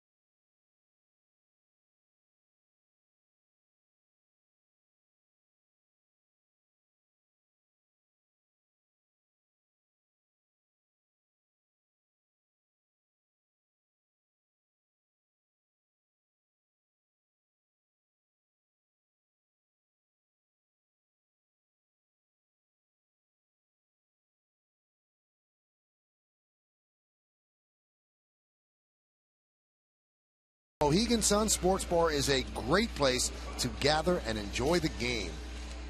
Kind of like this booth, Michael. We just gather and enjoy the game. That's right. Getting a lot of inquiries on Twitter. What's Paul eating today? You're not eating much. What's the deal? I had a nice little dinner before we started. What'd you have? Salmon, salad. Warming up. We're not even at the 7th inning stretch yet. You got a little slice, didn't you? Or a piece of well, of course you got to have a little slice up there. Kidding me? And the Turkey Hill ice cream. I think you got to top it off. All right, we go to the bottom of the 5th inning, 3-2, and Eric Chavez leads off. On a more serious note, Tigers playing a man short tonight. Their outfielder, Delman Young, was arrested early this morning for an altercation in front of the Tiger Hotel, and he's being investigated for a possible bias crime. There's a base hit to right field. That's all the information that we have at this point, and the Tigers say they are aware of what's going on. They refuse to comment. It's a personal matter. It's in the hands of the law, and that's where it'll stand right now. But that's why the Tigers do not have Delman Young in the lineup. Now you can tell, Flash, that a lot of the high fastballs, his velocity's down a little bit. A lot of those high fastballs, if they're 100 miles an hour, you can't handle it. Swisher hit a high fastball. Chavez just hit a high fastball. A-Rod took a fastball away, up out of here. So his velocity's down a little bit, but you still see how good of a pitcher he is. You look at the Yankees only having two runs. You know, a guy like Verlander, you got to try to get his pitch count up as early as you can in a ball game and get into the bullpen, although the bullpen for the Tigers, the back end is a strength of theirs. That one is driven out to right field. Going back, Bosch and Johnson. See ya! A 2-run home run. Russell Martin and the Yankees have taken the lead 4-3.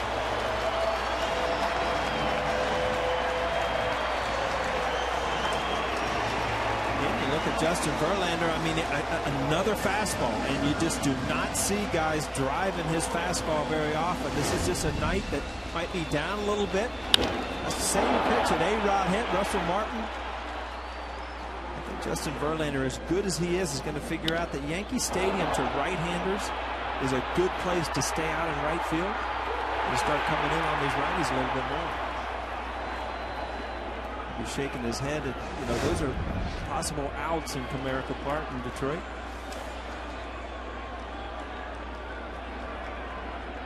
Here's Jeter. He's 0 for 2. Foul back. As you can tell, we are having some problems with our pitch count and also the radar gun. If something comes up that's like a 99, we'll get it off the scoreboard and we'll tell you, but we are working on that, so we apologize. I'm being asked by a lot of people. This will be the 70th pitch for Verlander. Last fastball to Derek Jeter, 91, just not his typical night. And I was paying attention to that pitch because we saw the look of frustration, and you would expect the velocity to pick up a little bit, and it has not. Yankees taking advantage, 4 runs on the board.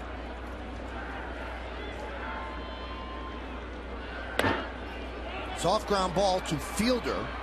Flips to Verlander for the first out.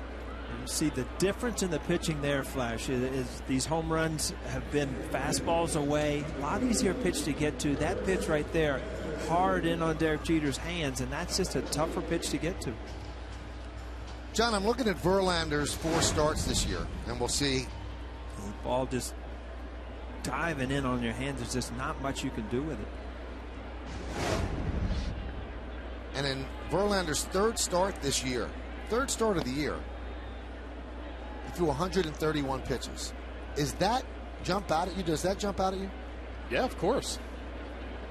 I mean, that's a lot to throw in the 3rd start of the year. 3rd start of the year. And, you know, we've seen Verlander do this his whole career. I mean, he's not a guy who's afraid of a pitch count. But Jim Leland, you know, there's got to be some accountability there. We have your #1 guy and protect him a little bit. It's got to be a tough struggle for a manager. I'll tell you what, when I heard that 131 pitches in April, it opened my eyes too, because you're just not accustomed to hearing. And you know that Detroit, like we talked about earlier in the game, they're a playoff caliber team. They're going to be in the playoffs most likely, and you're going to need this guy going into the playoffs. You know, Jim Leland, again, a guy that you never hear a bad thing about. Great manager. He knows something we don't know, Flash. No, I agree. I mean, I'm just sitting there thinking, boy, it's got to be tough for a manager when you have probably the best pitcher in baseball on your team, and he wants to go back out there for another inning when he's got, say, 120 pitches. It's tough to say no to, right, if you're a manager. That was 96. I think that's as hard as a fastball as you've seen. And last time up, you know, A-Rod hits a fastball out of the park. Kind of humped up a little bit on that. I'm very surprised if you don't see an inside fastball before this count's over.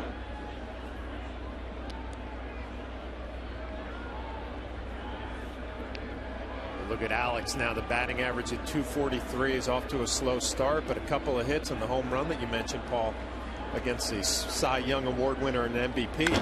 That one is driven deep to center field. Going back, Jackson, still back on the track. He makes the play in front of the wall for the final out of the inning. Almost took him out of the park, but earlier in the inning, somebody did. Russell Martin with a man on first goes the other way. It finds the seats, and the Yankees find the lead. They're up 4-3.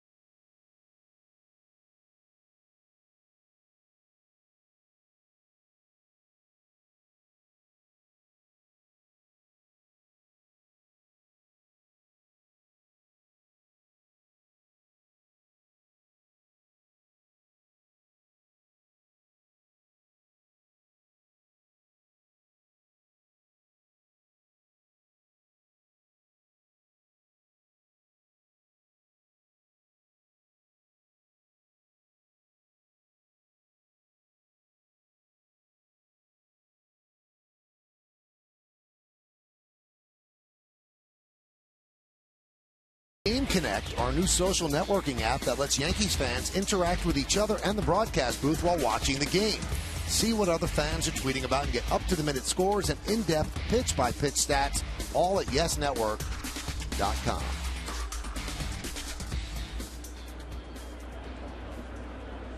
Johnny Peralta against Ivan Nova, who is about to throw his 90th pitch to start off the sixth. And a breaking ball misses outside. Hey, we'd all like to congratulate a couple of three New York area teams that are advancing. The New York Knicks are in the playoffs. They'll meet the Heat starting tomorrow. The New York Rangers won their best of 7 against Ottawa, 2-1 yesterday. And they will move on and face the Caps. And the New Jersey Devils double overtime in Game 7. And they will move on to face the Flyers. So congratulations to all those teams. Funny, I was sitting on the plane last night, on the Delta plane, right? And this guy is like cheering. Line to left field, cutting over is Ibanez. He's in at the plate on a hop. Peralta's going for 2. Here's the throw. Here's the play. And Cano can't handle it.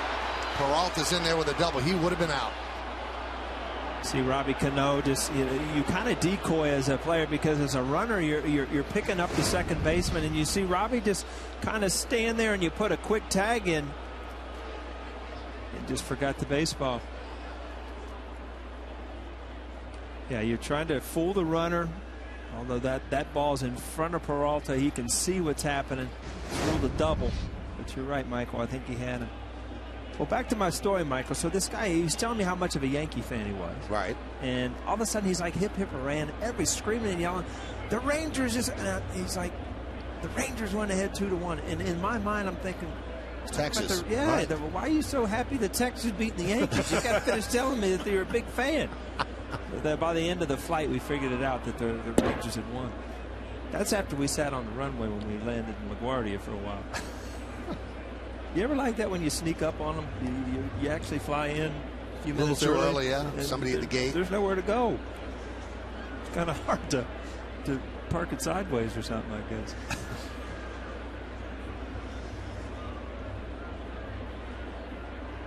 Yankees up 4-3. We're in the 6th. They want to move Peralta over to third. And he does. Might do more. But the ball gets out to Swisher quickly, so Peralta will stay at third. The throw is cut off by Teixeira.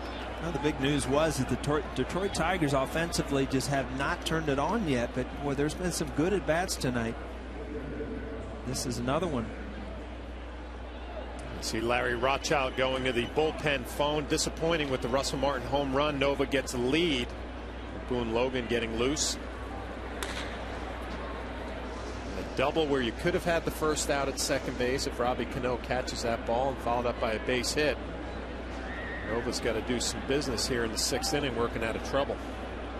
This is why the Yankees have the lead right now. He's been able to pitch out of some jams right here, but this is kind of rolling the dice here. No outs, 2 men on.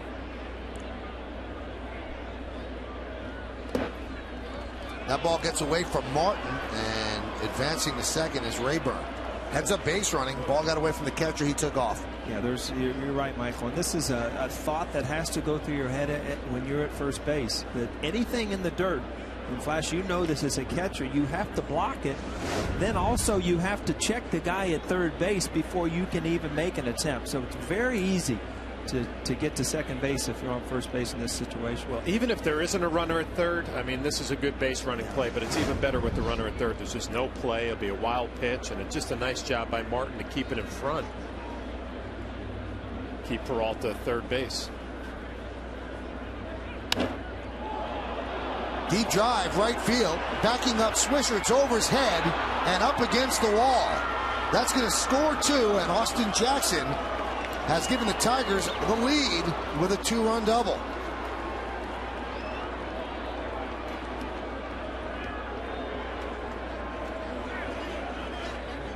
Yeah, Flash, it seems like he has gone to his breaking ball, and Biggs House right here, driven the other way. Nick Swisher turned and just ran, and you see he's going this way, and the ball is that way. Everyone says an outfielder, you know, you have to get back there as quick as you can, but you take the wrong route.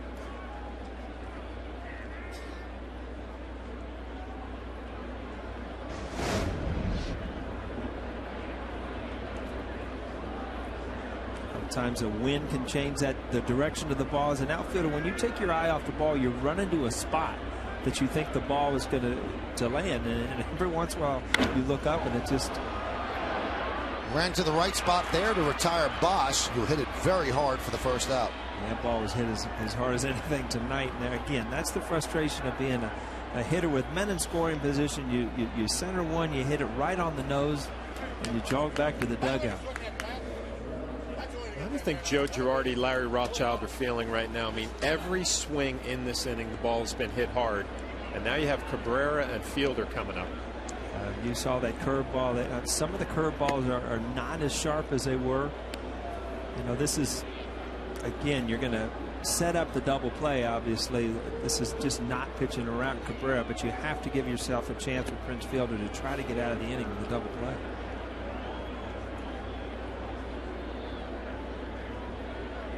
Flash, as a catcher, did you like to have a couple pitches to try to make this guy swing at a bad pitch, or did you just like the automatic walk? No, I like the walk. Especially the guy on third base? You know what I hated was the conversation where a pitching coach or a manager would come out and say, all right, I want you to be careful with it. Yeah.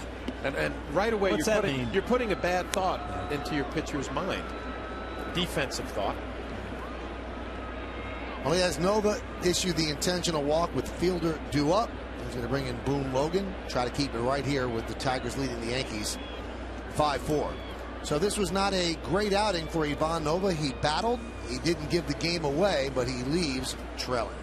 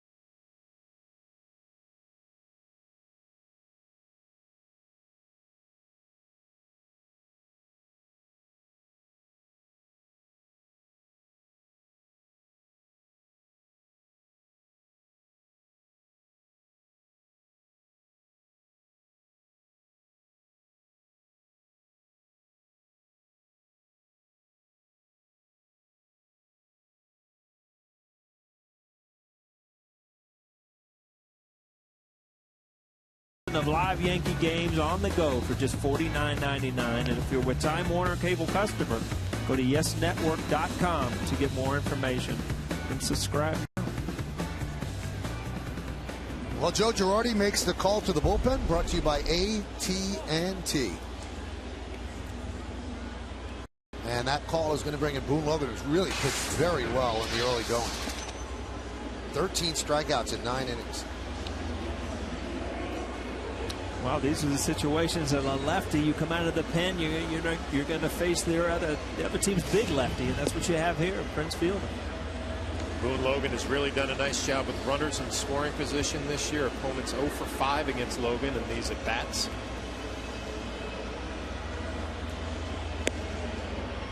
Talk about Time Warner and everything. I just want to say hi to Peggy Hume tonight. 90 years old. She watches every game. Tonight she's watching it with one of my jerseys on. Really? She likes you too. She likes listening. Really? Every game. 90 years old. Tunes in every day. How do you like that? Where she live? In New York. Really? No, actually, I think it's Jersey. Very cool. Thanks, Peggy. Happy birthday. Birthday? Oh, it's not a birthday? She's just 90. She's just 90. Oh, okay. Well, happy day.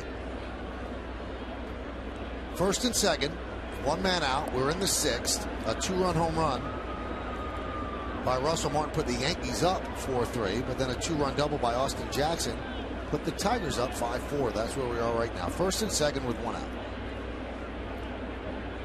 Big situations in the game, Flash. I mean, this is definitely the one. Good breaking ball. Yeah, that slider has been there all year for Boone Logan in the early going. But you look at Fielder and his at-bats tonight, he's hit everything the other way. We'll see if he keeps that same approach against the left-hander Boone Logan. Very tough for a left-hander to come out, face a new lefty out of the pen and see a good breaking ball and offer at it. And that's why it's so important to come out of the pen with that good slider. Last year, I think when Logan came in and first pitch fastball, lefty laced it to left field. The next day, I just asked him, what are you thinking there? And, he told me I had a good fastball, which I agree with. But as a left-handed hitter, very easy to pick up the fastball, but very hard to swing at a breaking ball when you haven't seen it.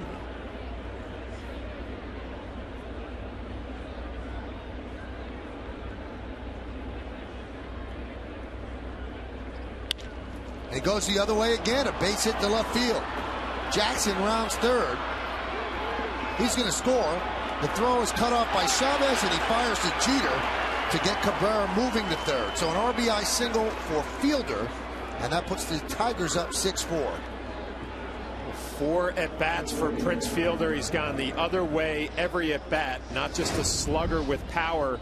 A good hitter, stays on the fastball. Not a bad pitch either, down and away. Ibanez, a nice job of hitting the cutoff man. Chavez over to third base to get the second out. Score that 7-5-6 as Derek makes the tag. Boy, it just looks so nice when a left-handed hitter stays on a lefty and goes the other way. Really, it's the only way to be successful day in and day out. Sure, lefties are going to make some mistakes, and if you go up there and you bail out every once in a while, you're going to run into one. But to be a good left-handed power hitter, you still need to drive the ball from a lefty to left center field. Really good piece of hitting.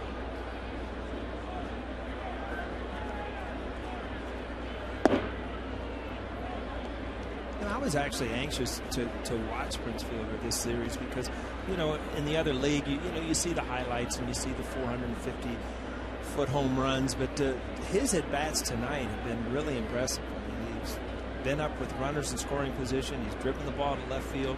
And sure, he's going to have plenty of mistakes where he can drive out of the ballpark, but that's the type of guy that can drive in 130 runs. I mean, this is very easy. If you have the first fastball he's seen in the counts or roll it over, stays on it, stays behind it, shoulder in there, and just drives it to left field.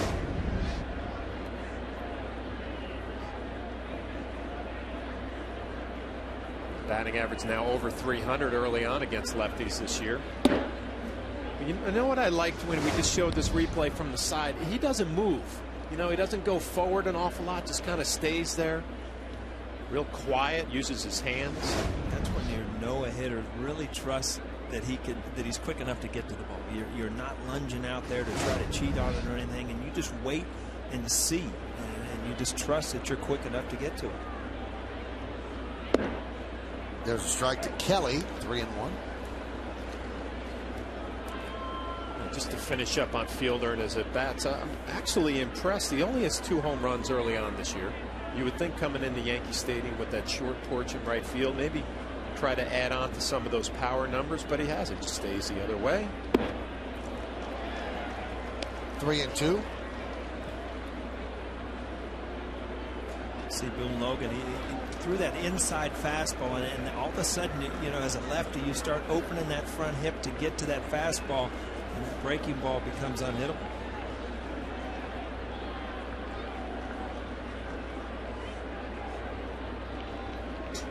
Runner goes, 3-2.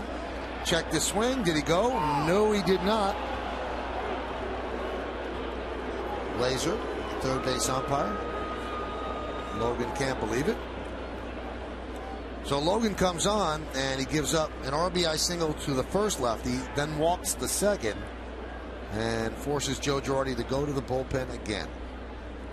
So Logan, who has a good early season, has a rough outing, and Girardi takes him out. How close was that check swing? And you decide.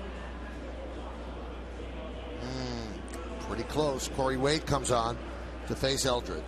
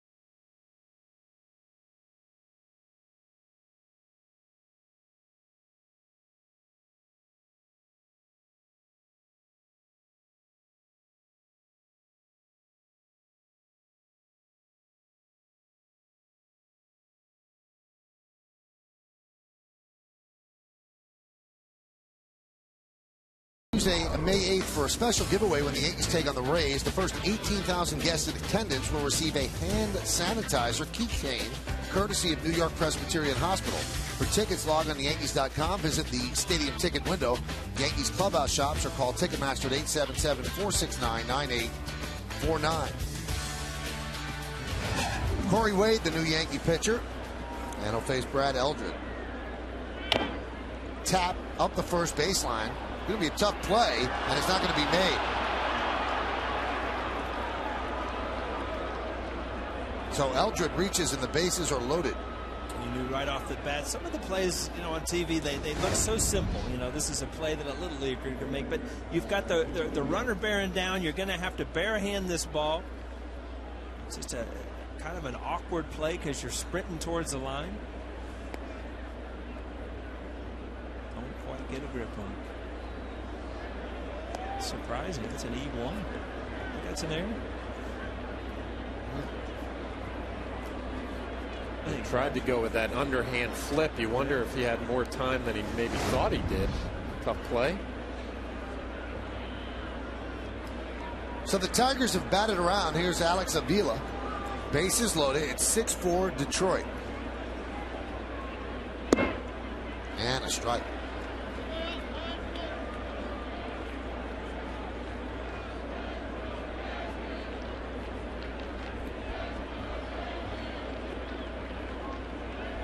Wade, very wise to get ahead of it. Very dangerous when he gets in hitters counts, especially here. You pull the ball out of here. All of a sudden, it's a different hitter. Now you're 0-2. Those are the numbers on Wade. This is his 8th game. 12 strikeouts and 9 in the 3rd innings. Just 1 walk. You talk about throwing strikes to get ahead in the count, 0-2. I mean, he threw those pitches right on the outside corner. As a hitter, you can't do anything.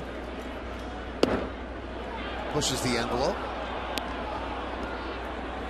That's a good pitch to me, because that's a pitch that a hitter could go after. I never understood guys 0-2, throwing one over their head or throwing one that's not even hittable. It's just wasting a pitch. That pitch right there, there's a purpose behind it. You set up that inside corner. Now goes inside and misses. He has thrown Corey Wade 4 pitches, and they've all been either just on the corner or just off. And young pitchers out there who maybe don't have the best velocity. You watch Corey Wade and how he locates all of his pitches. That's why he's successful at the big league level. Soft ground ball to Cano. Makes the out at first, and that will do it. But the Tigers score 3 runs. They take a 6-4 lead. We'll head to the bottom of the 6th. And now a business update from our friends at the Fox Business Network.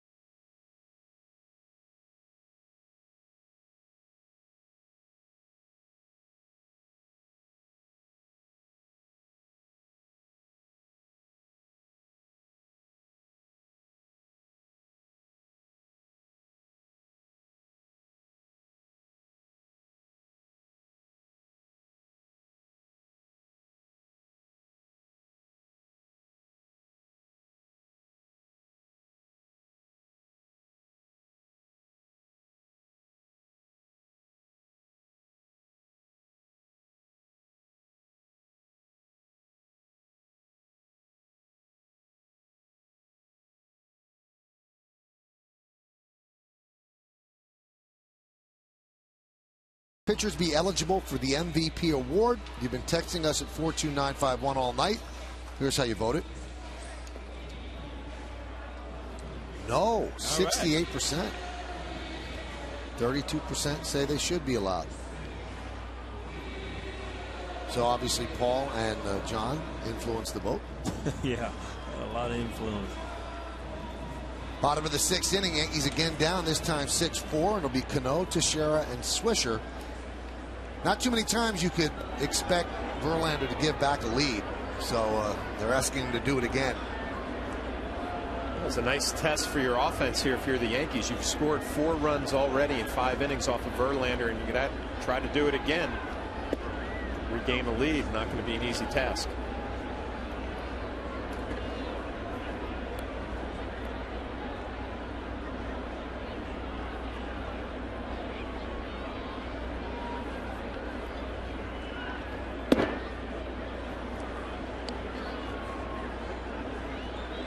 This is just one of those nights, I think, at the end of the game. I mean, Verlander's going to look back and just say, you know, if I held them down and gave the team a chance to win, this was a great game for me because I didn't have my great stuff.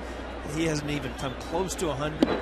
He's had, you know, his breaking ball has been good one inning, kind of average the next, just not your typical Cy Young stuff from last year. So there are nights like that, and if you can get through it and compete against a team like the Yankees, shows you what type of pitcher he is. And you know what, on the other side of that, the Yankee hitters are going to say, you know what, tonight was our chance to really do something against Verlander, because they recognize he doesn't have the electric stuff. But the one thing he's done a nice job, the pitch count manageable, 81 pitches starting the 6th here. Usually his pitch count a little bit higher at this point.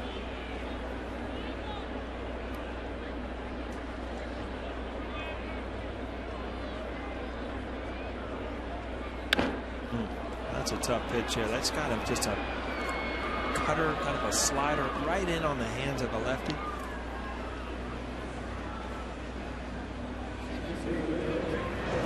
We saw Derek Jeter get eaten up with a fastball. This, as a righty, you have to cut that fastball or slide, you know, just get it in on those hands. As a hitter, the best thing you can do is just realize where that is and try to hook it foul. Ball just got too deep on Robbie.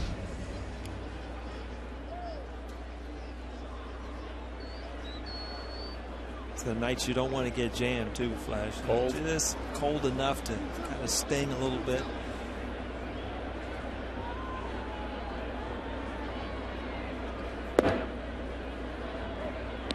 You see Verlander, you know, so far this inning looks really good, and it's not because of the stuff, it's where he's putting the ball. I mean, he's painted some fastballs, threw that cutter right in on his hands. Pretty good curveball. So now he's gone to everything he has and is just gone to locating the ball.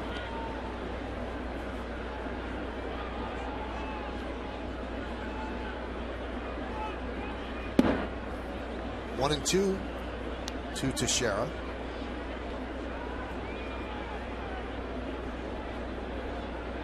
Only thing he has not seen in this at bat's a changeup, and you've got to think, as successful as he was to Robbie, and there was a changeup, so he got everything he had in that at bat. 2 outs. A fastball, then he went with a big curveball, then he kind of took off a little, threw a slider down and in, and then went with a changeup away. So if you didn't know what pitches he had, just watch that at bat over.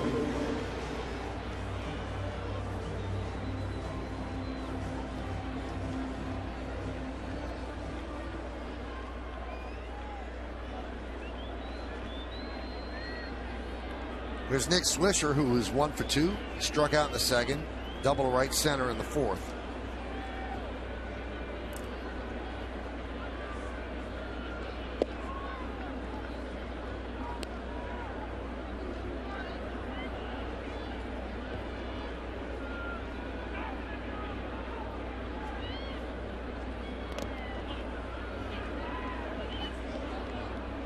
You ever feel like just heaving one back at a pitcher as hard as you can when they throw one like that? It hits you in the hand or something, Flash? No. No? No. Yeah, you're not telling the truth. I remember Bernie would like short hop me and hit me in the knee or something out there and warming up. I'd take that thing and throw it as hard as I could. Driven into left center field. It is a base hit. Splits the outfielders and goes to the wall. So Swisher, a double to right center, and now a double to left center with 2 outs. And Nick Swisher covering all parts of the field tonight. Drove one into right center early on a high fastball. This ball out away, drives it to left center field. Could make a good hitting video tonight, Flash. Guys hitting the ball where it's pitched. Verlander, I mean, he's almost frustrated every time he gives up a hit. He's on given nights, he's that good. Another opportunity for Ibanez here with 2 outs and a runner in scoring position. Nick Swisher.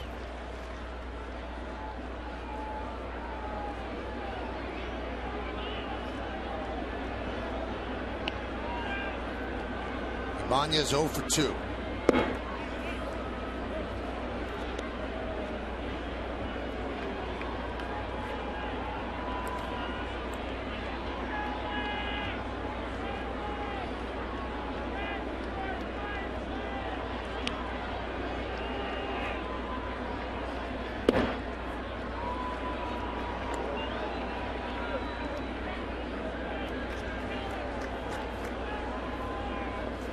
Flash, you remember Ibanez, right when he came up with Seattle, was a left center gap guy and became much more of a pull hitter when he went to Philadelphia.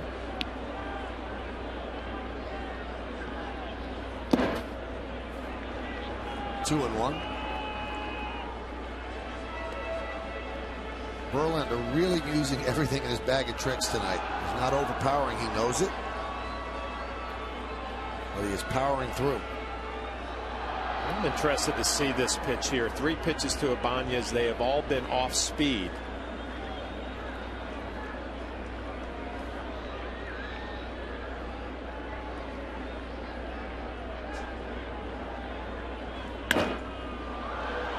.97 he dialed that one up to.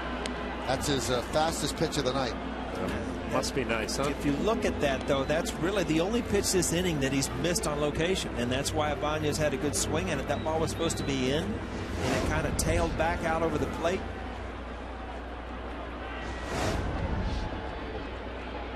So when it's 97, it's hard to get a good piece of it.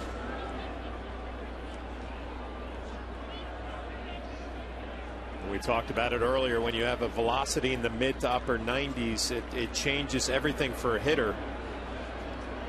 Makes you more susceptible to the off-speed pitches. I'm surprised he threw that perfect cutter right in on Cano's hands, and then he didn't throw it to Swisher, and he has not thrown it to Ibanez. He threw the ball down and in on it at his feet. Put that ball in on your hands. Tough pitch. Must be a tough pitch to control. Have you hit the road? Take the Yankees with you this season. Subscribe to MLB.tv today to see every Yankees out-of-market game live, online, and on your favorite devices in HD quality. Visit Yankees.com to order and get more details. MLB.tv, baseball everywhere. The 2-2. 97 again.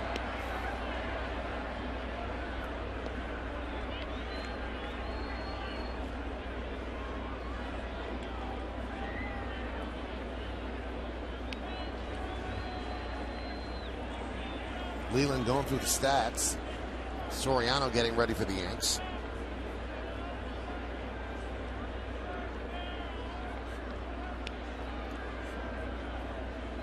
The 2-2. And it's full. Try to get that strikeout. That's lefties love the ball down and in. And so, you know, you throw that ball down and in and try to break it into the dirt. Again, has not thrown that ball inside right on the hands since Cano. Well, I think back to Curtis Granderson in the first inning. He got a 3-2 changeup, and he was able to hook it into right field for a double. Let's see if that's what Verlander goes back to on a 3-2 count here.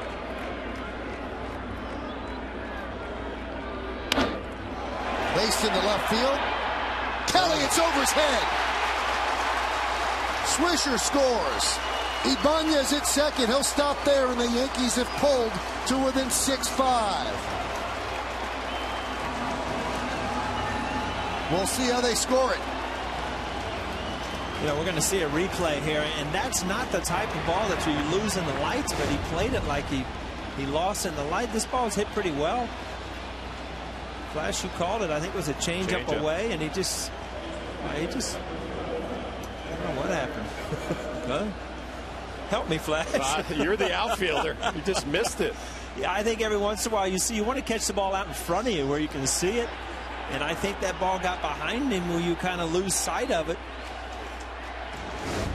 It is an E7. Here's Chavez. Must be tough for a pitcher. He's struggling, doesn't have his best stuff. He gets a guy hit the ball hard, but right at a fielder, and the play's not made. So he still has an inning and more pitches to throw here as he approaches 100.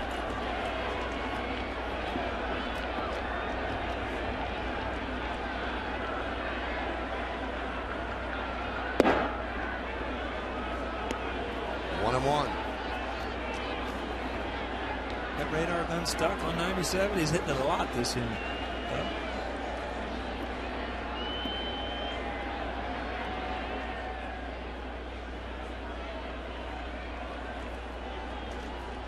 One. 97 just off the outside corner.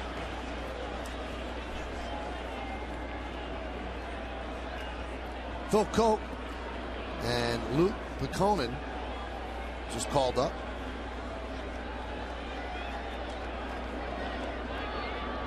This will be the 100th pitch of the night. And it's high. You're right, Paul. He is stuck on 97, but he's not throwing strikes with that.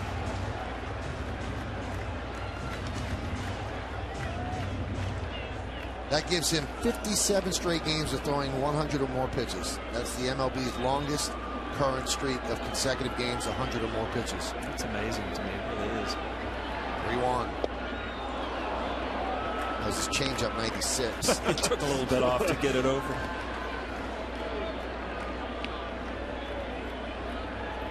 Russell Martin is on deck. 6-5 Tigers. Tying runs at second for the Yanks. Raul Ibanez.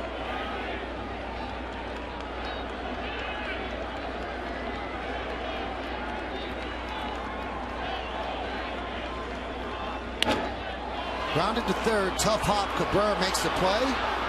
And he tags out Ibanez going by for the final out. But the Yankees pull to within one. 1 run, 1 hit, 1 error, 1 man left. We go to the 7th. Tigers 6, Yankees 5.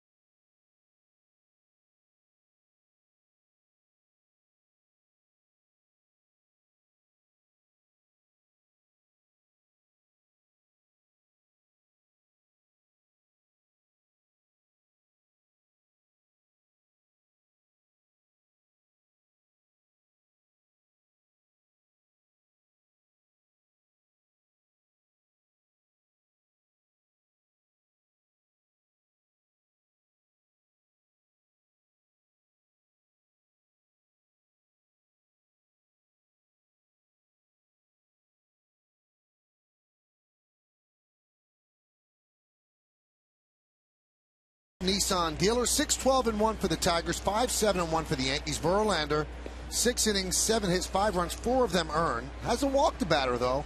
4 strikeouts. Alex Rodriguez, a solo home run, his 4th of the year. 2 ribbies. And Austin Jackson, the former Yankee farmhand, 3 for 4, double, 2 ribbies, 2 runs scored, and a stolen base. So a tight one as we go to the final 3, unless there are extra innings. Corey Wade still in there. Cadillac scoreboard, 6-5.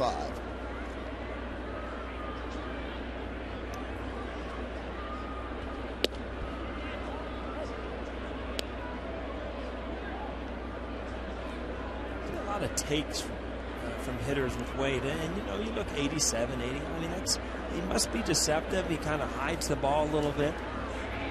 Again, I mean, 2 fastballs to Johnny Peralta on the outside corner. You see the way he sets up, too. He kind of steps a little bit towards third base.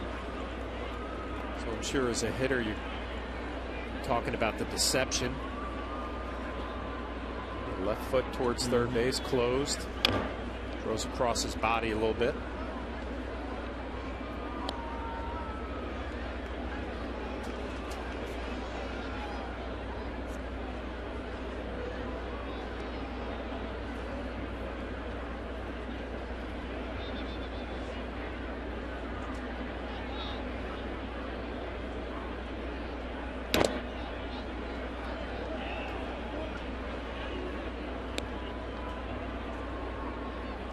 half swing there on a changeup.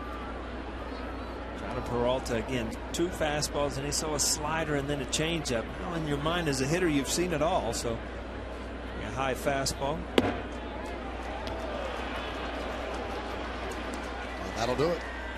Tomorrow's starting pitcher is brought to you by Verizon Fios. Welcome to America's fastest, most consistent, most reliable internet. Welcome to life on Fios.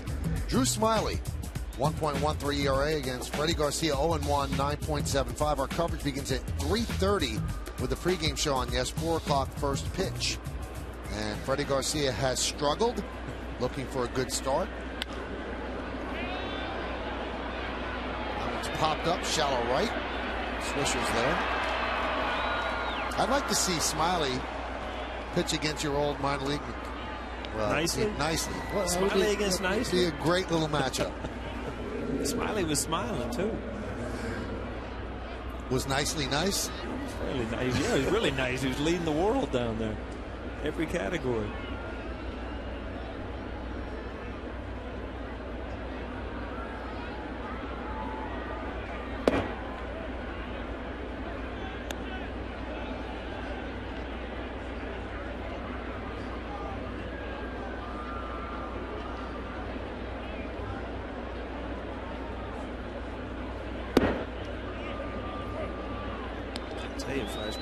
Just continues to throw strikes. I mean, if you're going to hit me, you're going to hit me. I'm not going to walk you. Fastball, changeup, slider, throws them all for strikes. Ouch. We were talking earlier about what's changed in the game. Power the other way. You should see the Tiger bullpen. But pitching has changed also. I watched Corey Wade throwing right-handed hitters change-ups. So get another look at the foul ball right off the mask. Told me that doesn't hurt. It does. How can that not hurt? It looks a lot worse than it actually is. I think you've been hit so many times you don't feel it anymore. Maybe that's it.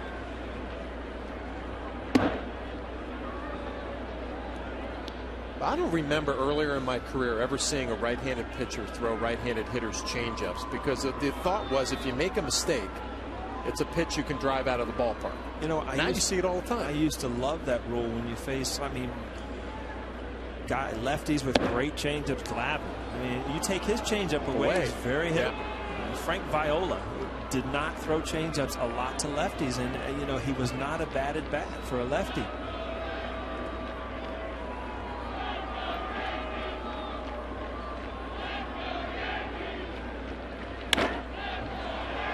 Fly ball, left field, long run for Ibanez. It's a fair ball, and it bounces into the seats. What a night for Austin Jackson. He's 4 for 5. We were just talking about the changeup. I think that's what that pitch was from Wade. Jackson was fooled. Michael said he's having a great night. Maybe just a BP fastball away. Able to keep it fair. Bounces into the seats. Pretty good start to a series for Austin Jackson. Early in the year, when you don't have a lot of at-bats, you throw up a night with Verlander there trying to root on a couple more runs. You don't have a lot of at-bats, so you have a big night, 4 or 5 hits, where you can really watch your average go up. Kind of fun. The problem is when you have that over, you check the paper, you think they may misprinted. I went in hitting 330. Well, how can I be hitting 270?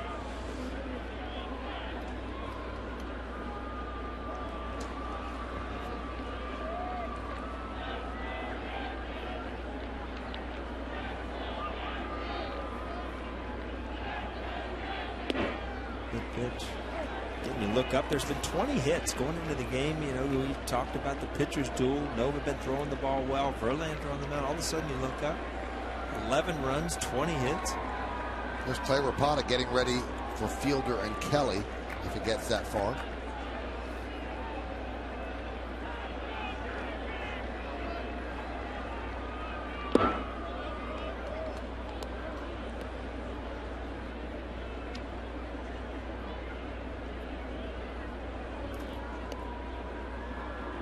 Verlander looks like he's done. that look on his face where you kind of, you can look at starting pitches and all of a sudden, they've kind of lost that adrenaline and that just, you can tell they're out of the game. They lost the game face.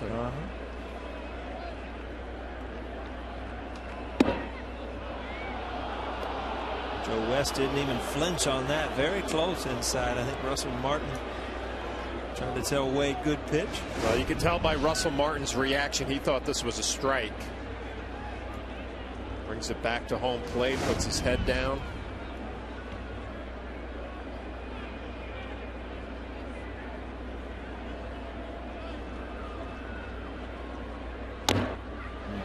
Dangerous pitch there. That ball stayed in the hitting zone for a long time to a left-handed hitter.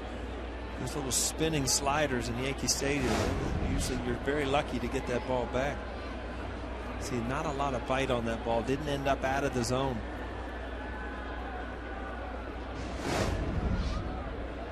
Kind of hold your breath back there, don't you, Flash, when you see that coming? Call timeout. Does that work? Grounded to Cano. And that'll do it here in the 7th. No runs a hit, no errors, and one man left on base. It's time for the 7th inning stretch here at the stadium. The Tigers lead the Yankees 6-5, but we will stay right here to honor America in the Bronx. Please rise and offer a moment of silent prayer as we remember the servicemen and women who are serving our country at home and around the globe. Thank you. Now join in Kate Smith's rendition of God Bless America.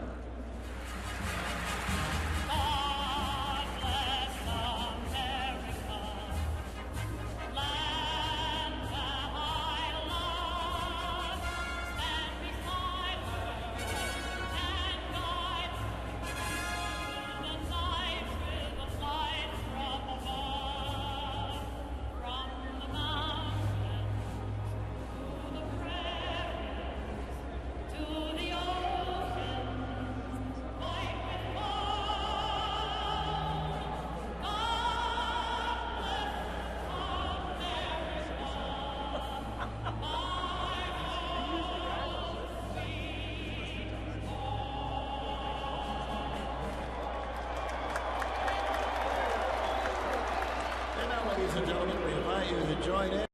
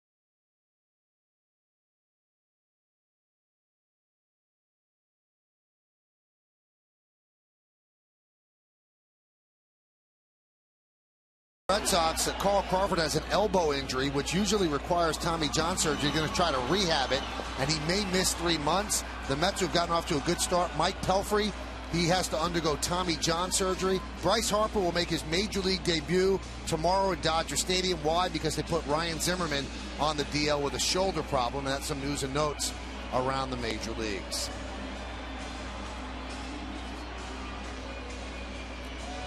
New second baseman for Rayburn. They bring in Ramon Santiago to tighten it up defensively. And this guy's been around forever. I was just going to say, it'd be a good trivia question. How many teams does he pitch for? 13. Really? That didn't take you long. It come right off the top of your head. The only reason I say that, I was talking to Sweeney Murdy in the clubhouse, and he said, if you need a little something tonight, that guy over there, Dotel, 13. So you figured we need a little something, right? Well, he was actually talking. The Hall of Fame took one of his hats. 13? I think that's some sort of a record. Wow. Cadillac scoreboard 6-5 Tigers. He's a good guy, too. Nice guy, Dotel. Modeled a lot of uniforms. Wore them all the same, too, the high socks. Now, you have that display in your den with the uniforms that you wore. I imagine if you had 13. You have to be a closet. You couldn't be a display.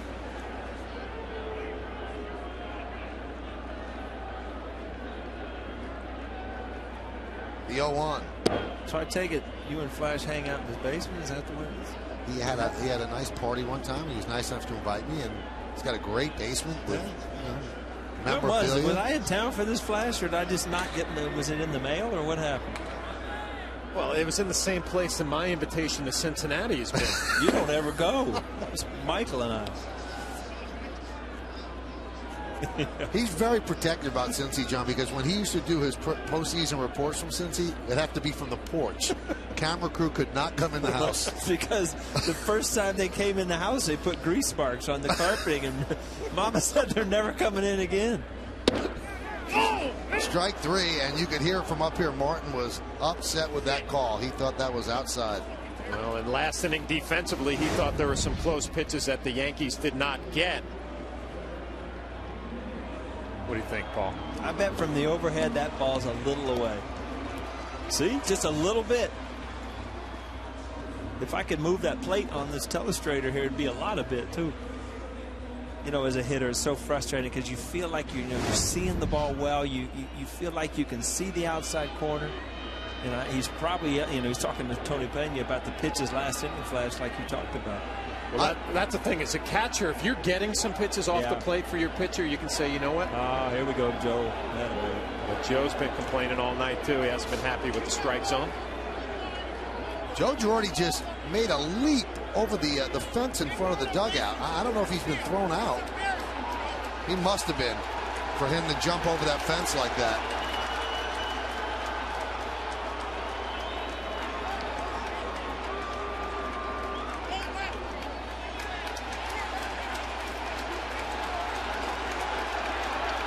If I was a manager, this would drive me crazy because you see the look on Joe West's face is like, I don't even want to hear it. Well, Joe Girardi's frustrated because, you're in a close game here and the pitch is right here. He threw him out left-handed, and then watch Joe. Not too many managers can do that. And then he got his money's worth. I think he said, you've called a bad game. And, there has been a lot of pitches that have been 50-50 today. Jeter now 0 for 4. His 15-game hitting streak is in peril. And those 50-50 games, Flash, is what I'm talking about. It is the same pitch. Sometimes it's a strike, sometimes it's a ball, and it drives pitchers crazy. It drives hitters crazy. Dotel liked it, though. Look at him. Well, Jim Leland is going to mix and match. He's going to bring in a left-hander with Curtis Granderson due up with a 1-run lead. You want to keep Granderson in the ballpark.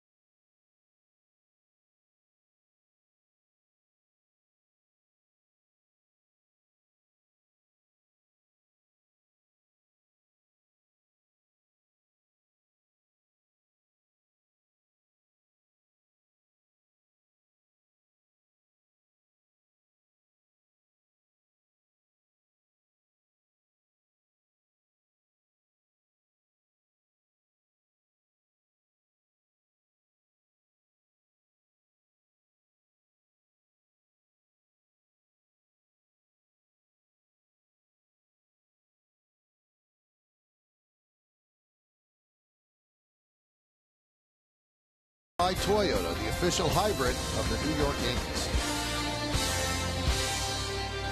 So Joe Girardi has been ejected. 15th time he's been thrown out as a manager. First time this year. And with 2 outs in the 7th, Jim Leyland brings on the former Yankee Phil Koch. And he's pitching to the guy he essentially was traded for, Curtis Granderson. Strange matchup, huh?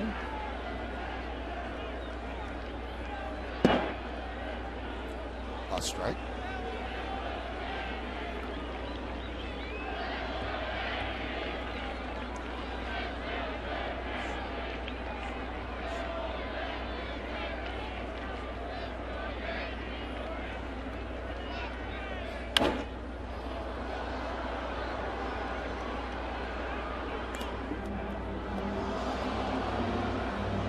Curtis Granderson, not necessarily kept in the ballpark by lefties. Last year, the most home runs against left-handed pitchers in 2011. Good pitch to hit. He fouled it off. Now Koch can go out of the zone with a fastball or start throwing those breaking balls again. Check swing. They say he went. Corey Blazer, not a good inning for the Yankees against the umpires. As the Yankees go down in order, 1, 2, 3. This is what Blazer saw. What do you think? Pretty close. We go to the 8th.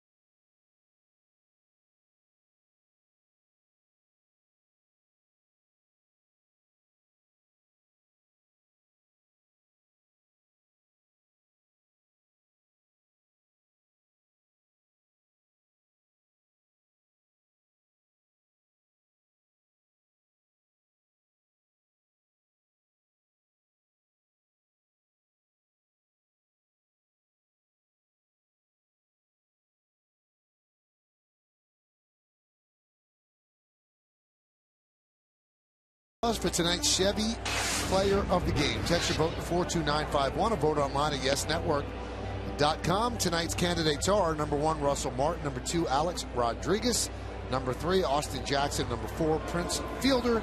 Vote now. Make your voice heard. Standard text messaging rates apply. See that in the background, Driving Mr. Yogi. You read that book yet, Michael? I've read parts of it. It's by Harvey Araton. It's about how Ron Guidry drives Yogi Berra around spring training all the time. Takes him to dinner, and it's just stories that the two of them tell each other. It's really, really nice. Neat. Yeah, it's a great book. Harvey's a great writer, writes for the Times. David Robertson, new Yankee pitcher. Hot shot, foul ball.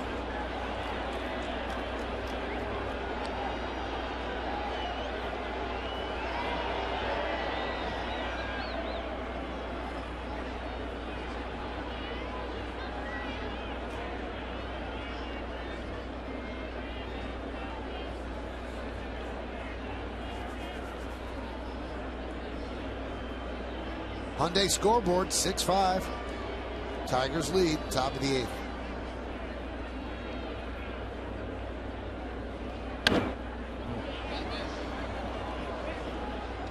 You see Robertson shaking his head, and you see the miss on location there, and you definitely do not want to miss on a guy like this. I'll tell you what, some of the strings of scoreless things he's done out of the bullpen have been amazing.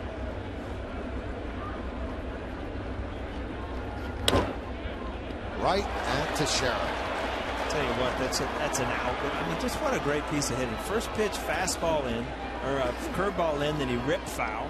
Then he just missed a fastball. Then that's an outside corner. Just reach out, hit a line drive the other way. So happened that Mark Teixeira was standing right there. That ball's probably off the plate away.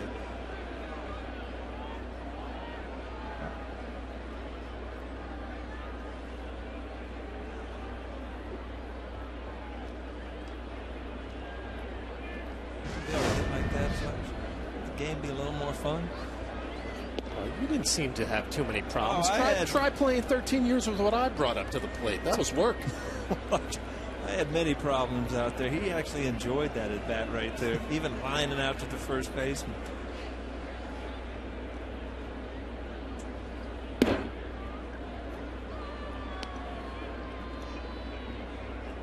Joaquin Benoit. Well, it's a battle of the bullpens at this point, and two pretty good pens. Detroit strong at the back end with Valverde, Benoit, Dotel, and Koch.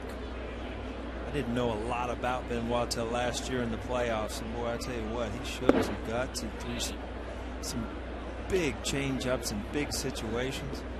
Did a good job for him last year in the bullpen.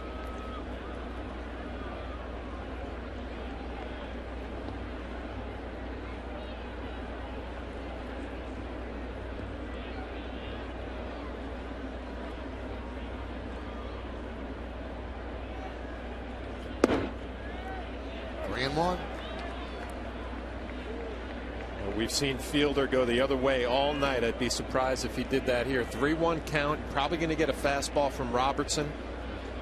See what he's got on his mind. Maybe that short porch in right field. Yeah, nobody on base. Might as well take a swing at it. Missed outside. You know, those are the pitches right there that Russell Martin and Joe Girardi, I mean, you've got to argue when you call it sometimes and not the other times. And it's frustrating as a pitcher.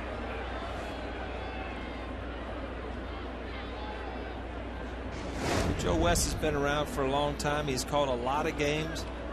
That ball is off the plate, but you know it has been a strike at sometimes, and that's what's frustrating to everybody out there on the field. Here's Don Kelly.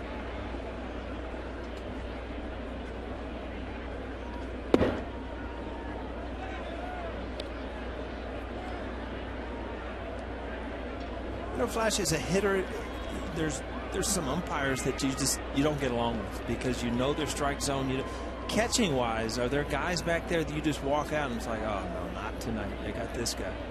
Well, Joe West is one of those umpires that you walk out there from the first inning, you know you're not going to have a conversation with him about balls and strikes. He doesn't want to hear it. Doesn't want to hear it. Now, Jim Joyce, who I actually think is one of the best ball strike umpires in the game, he'll talk to you all night long. Yeah. You know, I had that one a little bit out. Maybe I'll take a longer look at it next time if you liked it. Joe West is not one of those guys.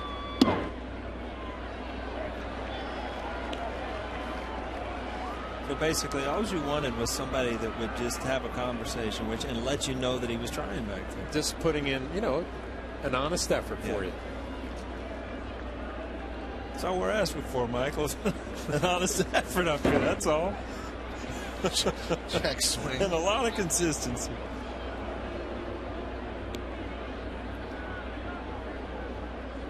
Corey Blazer, the umpire at third, looks like he's about 15. He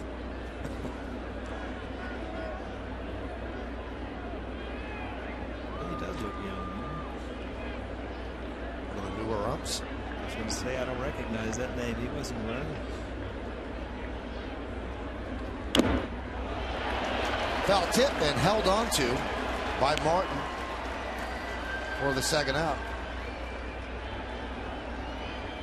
Robertson continues to add to the strikeout total. Ball out of the zone, just has enough to get by him.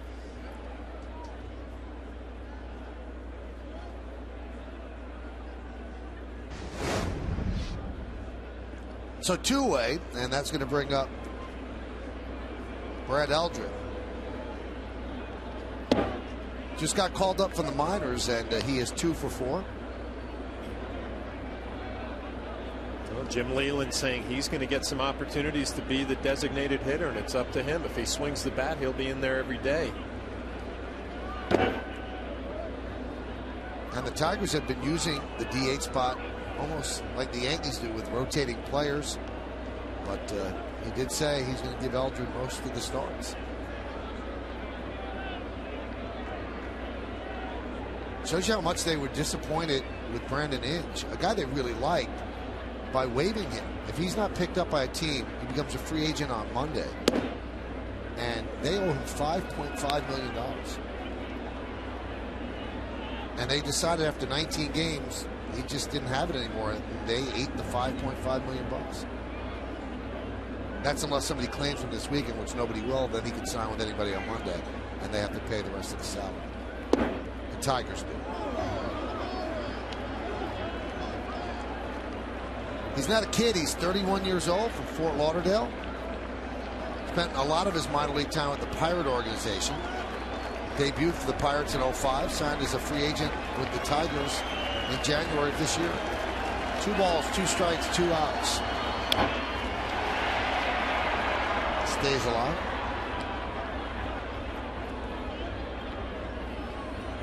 And Inge said, although he loves the Tigers, has nothing bad to say about them, and he's going to live in Detroit all the time. He just loves the area, loves the people. He said, I am not done playing baseball. I will play with another team. It'd be very hard. I mean, as a manager, here's a player that you love, but you just don't feel that can help the team anymore. And there are times where you got to call guys in and flat out say, hey, you know, there's not a spot for you here. Just 34 years old. See Russell Martin just go with the backhand on the fastball at about 94. I mean, you cannot be quick enough to block that with your chest protector. You just try to backhand pick it. Nice play.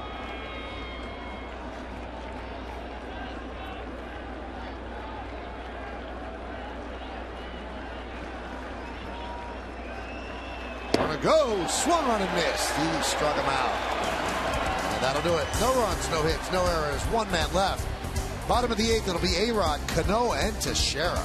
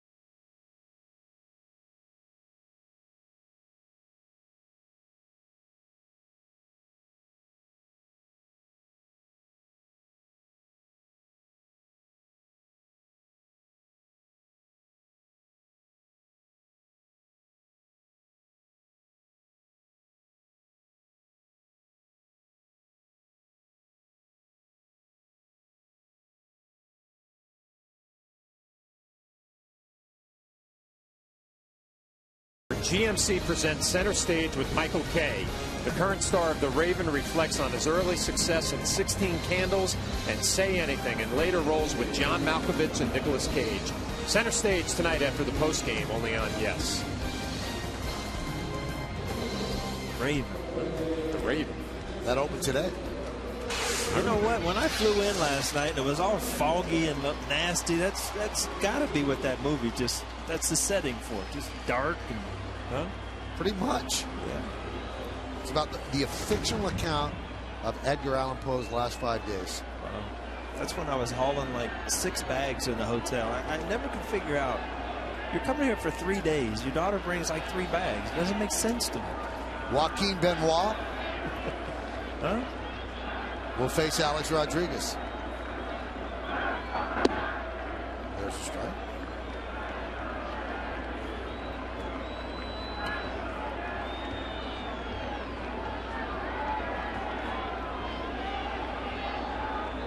Yankees are down by 1.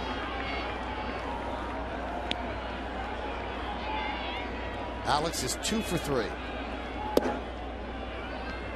Was that changeup you were talking about last year in the postseason, Paul?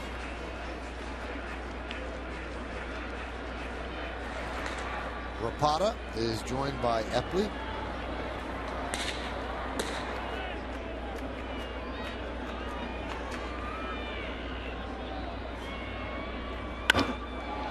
Alex goes the other way. Playing so deep was Bosch.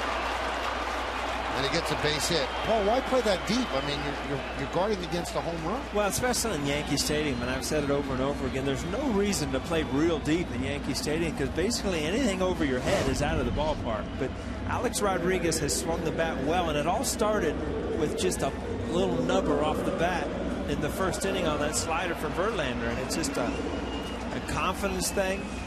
All of a sudden, everything's going together. He's hit the ball out of the ballpark. He's hit that ball. The ball he hit to center field on a warm night, probably out of the park also. Yep. Here's Cano. So the tying run is on first base for the Yankees. We're in the bottom of the 8th inning. Tigers 6, Yankees 5.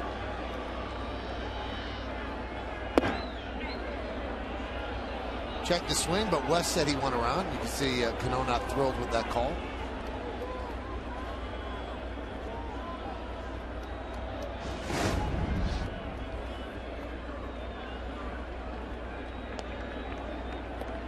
How does Joe West see the pitch? Don't ask me, because I used to ask him time and time again. That replay we just saw was from the side. Joe West got to be looking at the baseball. He cannot be looking at the bat. Never agreed with that call. When an umpire would say, and my thing was, I would always say, well, at least get help, and they'd look at you. I don't need any help. Obviously you do, because I didn't swing.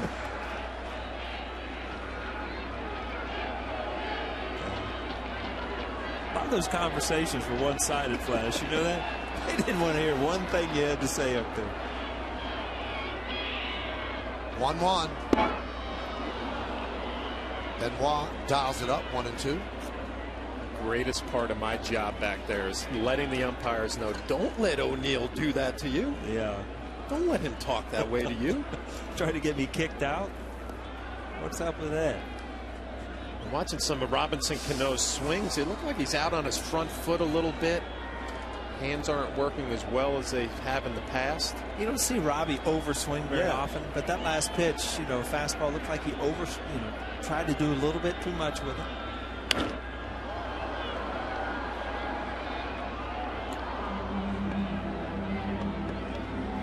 Wow, 1 for 14 against Benoit. That might explain those swings.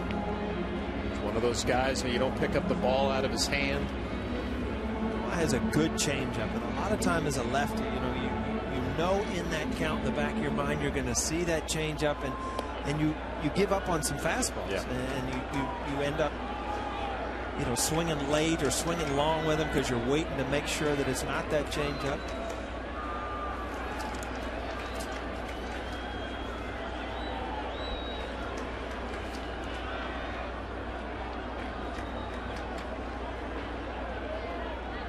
One, two. Check this swing. They check again. No. See, listen to you, Paul. They got some help that time. I was getting ready for the windup down there. No, he didn't.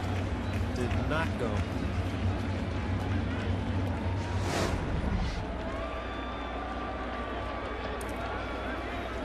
2 balls, 2 strikes, nobody out. We're in the bottom of the 8th. Yankees down 6-5. A-Rod is on first, held there by Fielder.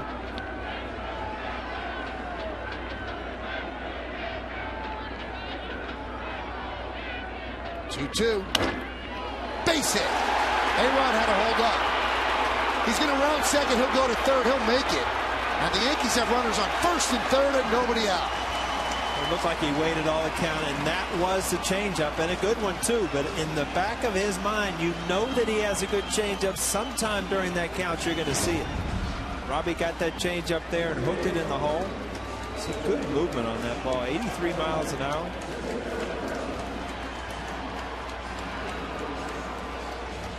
See Alex making sure that he got turned around a little bit, but being that it's down the line, give you plenty of time. Robbie stays through this. See how far the bat gets out in front of the bat before it comes off. And the big thing is that bat continues to go forward and not off the ball. Here's Teixeira. Now the Tigers, of course, playing the infield back, so a double play would tie the game. But Leland's trying to stop the go-ahead run from coming home. A-Rod's at third. Cano's at first. Nobody out, bottom of the 8th. Cano's hit the Yankees' 9th of the game.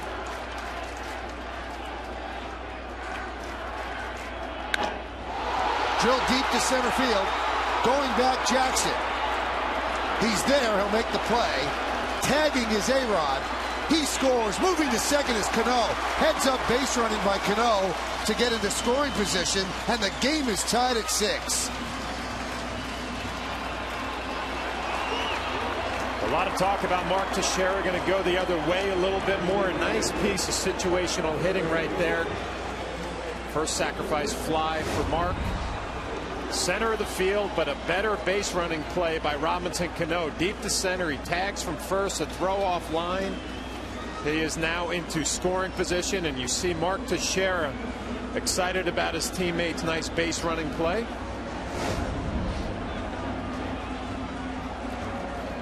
So the Yankees have to feel pretty good about things. They were down twice to arguably the best pitcher in baseball, and now we're in the bottom of the 8th inning, and they're tied at 6. So Verlander will not get a decision. Nova is off the hook. Yep. And here's Nick Swisher with a chance to give the Yankees the lead. You know, you look back at you're 6-6 tie, and you look back at what has happened. You talk about a couple times they fought back, but you look at some situations where Nova got out of some innings where they could have had big innings, and he kept his team in the game.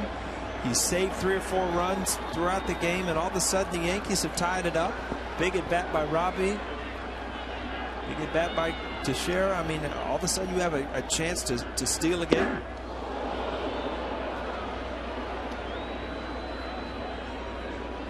Three for 11 against Benoit, and the 3 counted. All 3 out of the ballpark. Very consistent right there. You get a hit, you get a homer.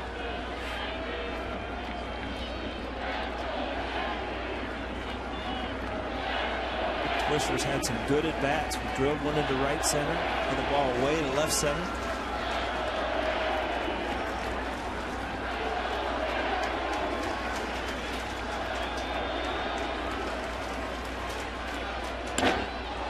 Nick Swisher leads the American League with 21 runs batted in. You know, looking at Nick Swisher, his biggest strength to me at the plate is he knows the strike zone. He swings at strikes. And when you look at RBI situations, a lot of times hitters get so involved in trying to score that run, you leave the zone. Pitchers are trying to do one thing. They're trying to get you to swing at their pitch. And Nick Swisher seldom goes out of the strike zone. And that's what makes him pretty efficient at driving in runs.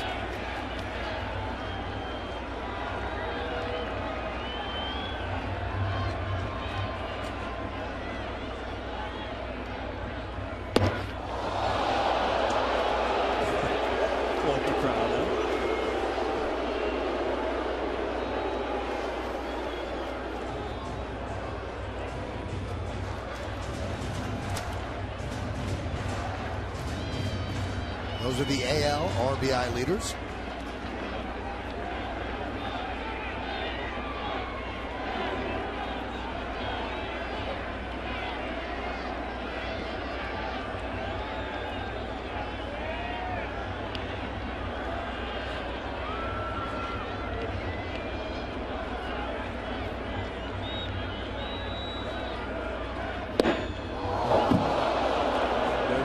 changeup. And again, in a hitter's count, you start thinking about Raul Ibanez had to get out of the way of the flying bat. And Swisher strikes out. Big strikeout for Benoit.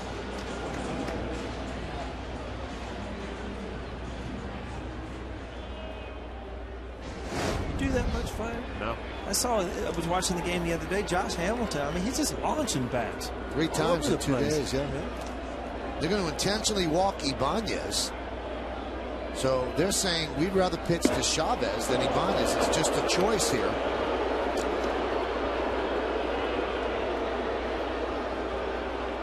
I would think that a hitter could actually rationalize, okay, they're going to walk a righty because I'm a lefty, there's a lefty on the mound. But when they walk a lefty to pitch to you and you're a lefty, that's got to bother you. And Ibanez had great numbers against Benoit, 6 for 18. I mean, you're also playing percentages as far as giving you a force, and certain things do come into play. Jim Leland's been in the game a long time. I'm sure that he'd have a valid answer for it. Well, his valid answer is Ibanez 6 for 18 against Benoit and Chavez 3 for 14. But it's got to motivate Chavez, you would think. Sure.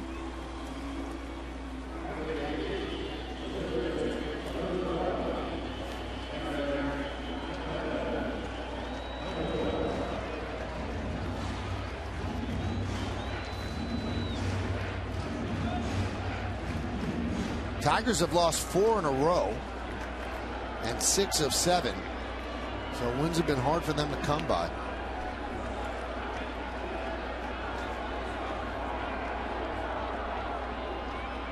Benoit deals. Strike. Chavez is 1 for 3. Well, Michael, you mentioned the Tigers and that losing streak. When drawn the way to Yankee Stadium, if you would have told them, you know what, you were going to give Verlander 6 runs, feel pretty good about your chances.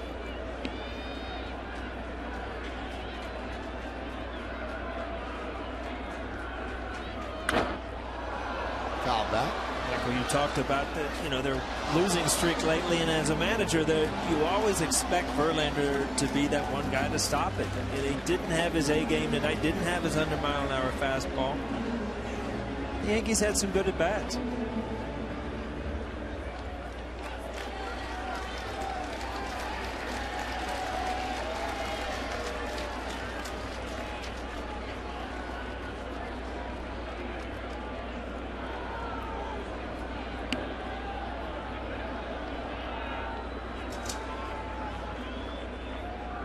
And the 0-2.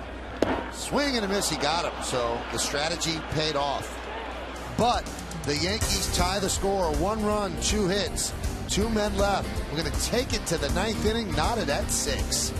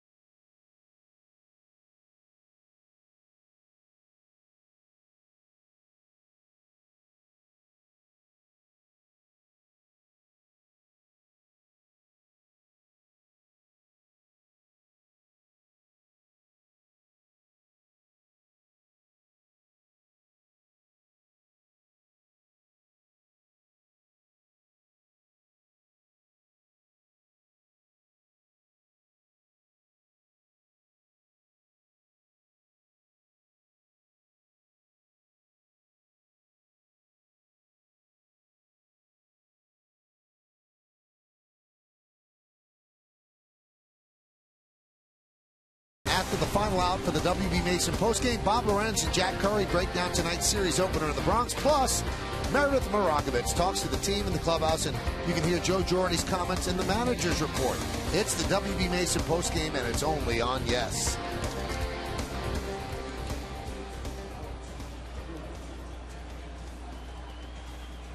Yankees bring in Mariano Rivera. Tie game at home after 8. You'll never have a save situation. And he will face the bottom third of the Tiger order.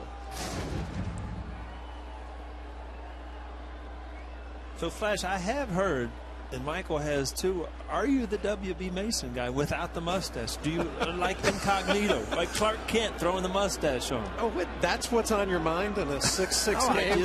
I just saw it. It just came to my mind. I'm very relaxed. Mariano's in the game. He won't give us an answer, Michael. See? Well, you have to get on Twitter to find out. That seems to be the theme on Twitter. Ouch. Right back to Mo. 1 out. What do you think? He's done that 4,000 or 5,000 times in his career? Jammed a lefty, broken a bat. These bats are expensive nowadays, too. Think Mariano cares? No? A lot of people got nervous because Mo blew his first save opportunity of the year against Tampa Bay, and I asked him about it yesterday. He was on my radio show, and he said, people are allowed to think what they want. He goes, I never doubt myself. He goes, I blow a game, it's in the rearview mirror. I can't worry about it. I don't get nervous on the mound. I don't get nervous about something I did afterward. You know, it's funny because that's kind of like the answer you're supposed to say. Right. But Mariano believes it, and he lives it too. And there is a difference. And there are guys that don't get over things and say, hey, I'm over it. Well, they're not. Mariano, the career he's had, I mean, it's unbelievable. And there's only one way you can do it as a closer, and that's it. To have that much confidence in yourself. And just look in there and know, I'm going to throw my cutter, and I know you can't hit it. I asked him, do you ever get nervous? He goes, yeah. He said, well, my guys in the bullpen are in, and I'm watching them. I get nervous for them. He said, because I can't help them. He said, once they're out on the mound, so I worry. He mixed it up there. He threw a two-seamer to Peralta right there, right on the inside corner.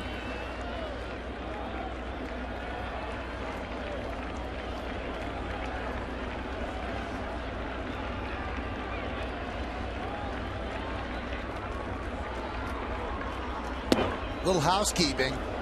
Because the Yankees tied the game, that keeps alive Nova's 15-game winning streak, so he could still, if he wins his next game, tie Roger Clemens for the longest winning streak by a Yankee pitcher. And with the Yankees getting that 6th run, I told you Verlander cannot get the win, and now that leaves Yankee Stadium as the only American League ballpark where he has not picked up the victory. Strike 3. Peralta down looking. Paul, you mentioned that two-seamer to Peralta earlier in the at-bat, and it just opens up the inside corner for the cutter. Go right off the plate inside, and it'll cut back. Yeah, that's a tough at-bat, and if you just see that, I mean, there's two separate directions. The two-seamer's coming in on you, and then you see that cutter, which is in the hitting zone. It's a little inside, and then it cuts back over, and it just fools you as a hitter. And there's a strike to Santiago. One thing I never did understand were guys that went up, especially left-handed hitters, and took pitches from Mariano. He's not going to walk, you know. And as he gets ahead of the count, the cutter's getting tougher and tougher. You know, there were pitchers in your career, Flash, that you look at that, you know, you don't go up there trying to set up to get into hitters count. Mariano's one of them. You might as well go up there, dig in, and know that, you know, he's not going to give you a great pitch to hit. Try to jam shot one somewhere. That's another broken bat. You know, I played for Sparky Anderson in Detroit, and he was interesting. He had these philosophies, you know, you face a closer down by 3, take pitches, you know, give him the opportunity to walk you. But he would also change that with a guy like Mariano and say, listen, you know, he's not going to walk you to your beat point. yourself. Yeah, go up there and swing the bat. You're going to have to beat him.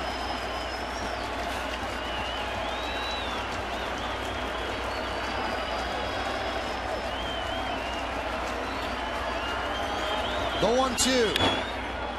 Looped into the infield. One hop. Jeter fires to first. Got it. So Mariano comes on and works a 1-2-3 ninth. Martin, Jeter, and Granderson will try to win it in the bottom of the ninth.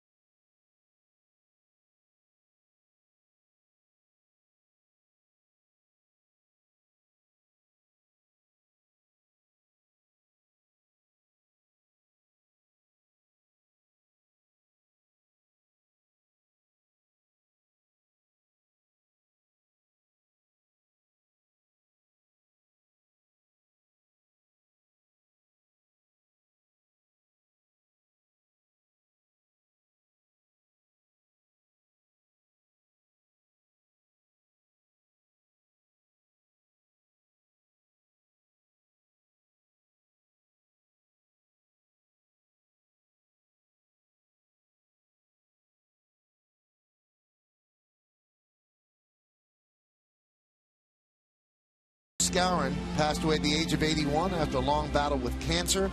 Big, strong, right-handed hitter. 14 seasons in the big leagues, 9 of them with the Yankees, 5 world championships, 4 with the Yankees, 1 with the Dodgers, and one of the sweetest men that you will ever meet. Just a nice, nice guy. Always had a smile on his face, always had a friendly word. And our condolences go out to the Skowron family. A real gentleman passed away today. Paul, did you ever get any chance to talk with Moose? He was in the locker room in Chicago a lot. Yeah. And, again, the things that you were saying, I was just thinking in my head, shaking my head. Just a wonderful guy. A guy who was very fortunate just to come over with the Yankees and have the privilege of meeting. Always used to hang around with Hank Bauer. They were very close, and they were at all the fantasy camps. And, John, I'm sure you ran into him at Old Timers Day. What a guy. Well, nice guy. I remember he would play in Yogi Berra's golf tournament in Jersey and would kind of stay on one of the holes and sign autographs for fans when they came through and played, and just a great guy. A lot of fun to be around. He will be missed. Brian Villarreal comes in for the Tigers, their 5th pitcher. This is his 4th game. Hasn't worked that much, as you can see. And he's going to face 9-1-2 in the Yankee order. Martin, Jeter, and Granderson. Yankees are 10-8. The Tigers are 10-9. And the righty deals high. So he throws hard, 94 miles an hour. Martin had a 2-run home run in the 5th inning against Verlander.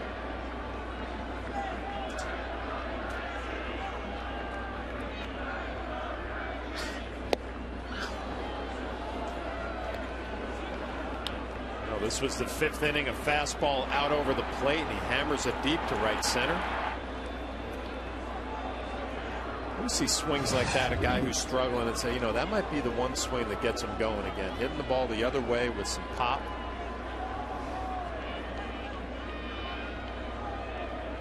A strike.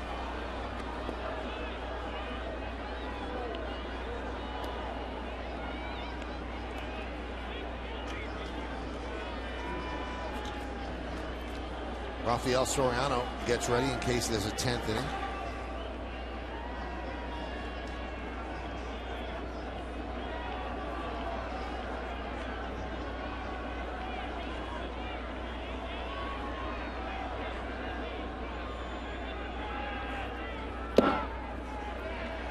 Dials that one up to 95.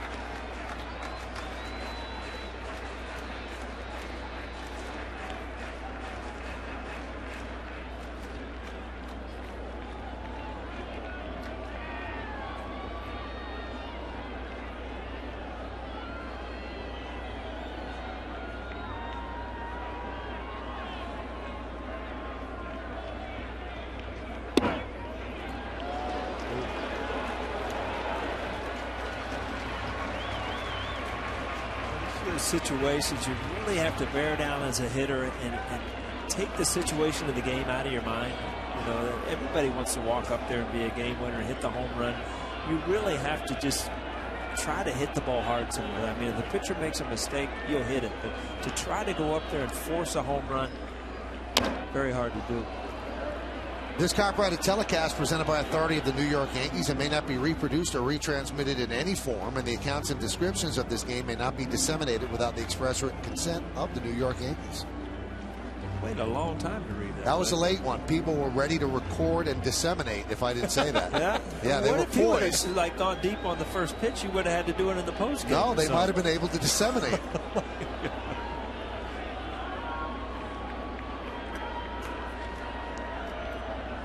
The 3-2. Grounded to second. One away.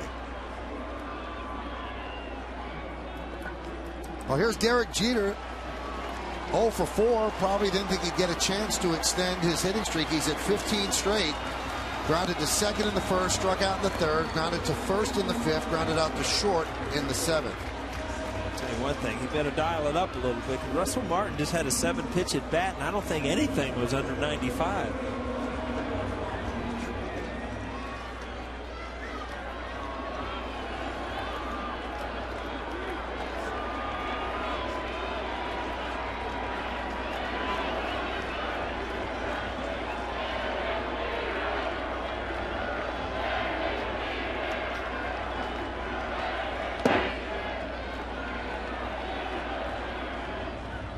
Jeter just came off a road trip where he hit 12 for 22, 545, and that's the highest he ever hit on a road trip with 20 or more at bats. It's a solid road trip. Two pretty good places to hit, Fenway Park and the ballpark in Arlington. Arlington might be the best. Yeah. The Coors Field of the American League. The 1-0. Windy down there, wasn't it, Michael? It was windy a couple of days, yes. One day it was windy out.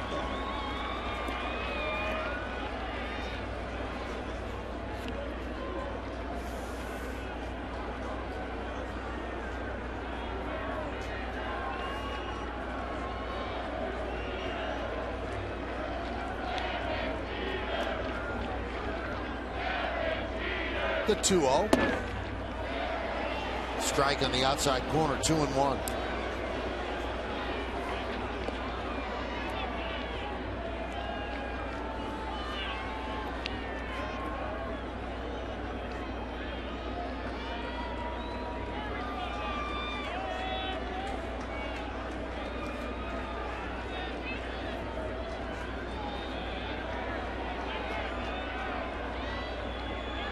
The 2-1. Gosh, you look at that. That's 96. And it's got that sink going in on it. I mean, that's tough. I'm watching him, and we saw his numbers when he came in, and Michael mentioned it. He hasn't gotten a lot of work. Right. I don't understand why. That's 96 with some movement. Looks like he throws across his body a little bit. Just the guy you want to dig in on them, Flash?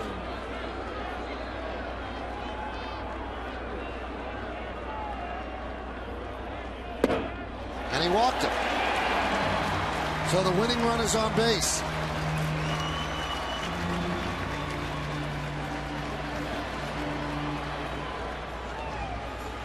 Good at bat by Jeet. Starting him off with a slider, got behind, and Jeet wanted to walk.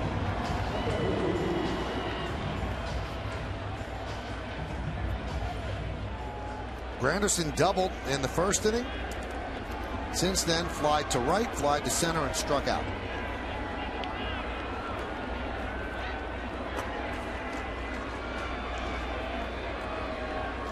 Outfielders deep, guarding against the extra base hit.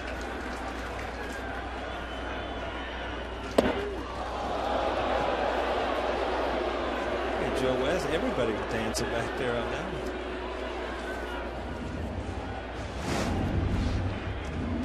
Overthrown a little bit.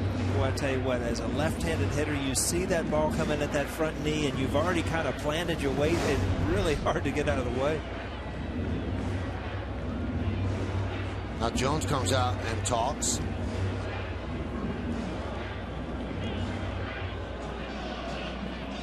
Avila behind the plate, catcher for the Tigers, pretty good reputation as a thrower.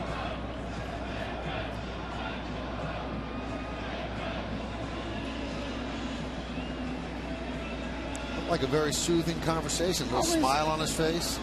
I always love the pitching coaches going out there and they try to leave with a smile or something like that. I mean, you're in win or lose here, but you can't portray that, I guess, to a young pitcher. You knew him, John. Is he that sort of guy? Yeah, he's just a steady guy. You never see him. What's the phrase? Too high or too low? Yeah.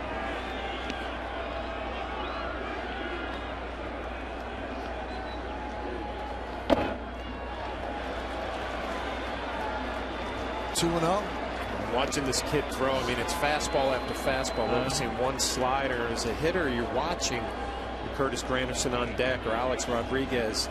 Really got to stay disciplined in the strike zone. You know you're probably going to get a fastball, so make sure it's over the plate.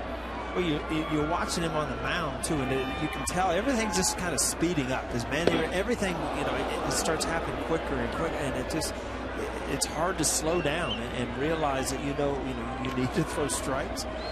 You need to try to get a ground ball. I've always said that Yankee hitters, they'll let you dig as deep a hole as you want, and that's one of the strengths of the Yankee lineup. Just when it strikes.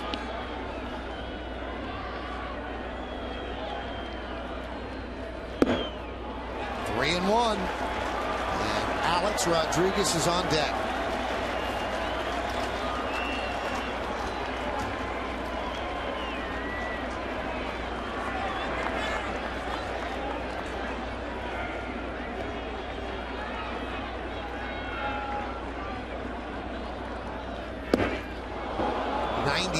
He dialed it up to. 3-2, you running here, Flash? The guy throwing 97, he's thrown 2 fastballs by Granderson. Tough call. And Alex Rodriguez on deck, who's had a big night, swinging the bat. When you're hitting it, you're saying no. You're just waiting to see what happens. You say, I told you so, right? Almost flew that past fielder.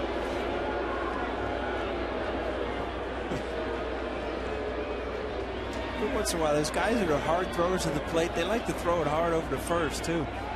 Probably kind of what Jeet's commenting on. It looked like a fastball over there.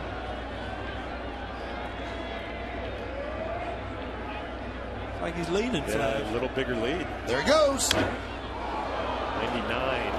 Wow.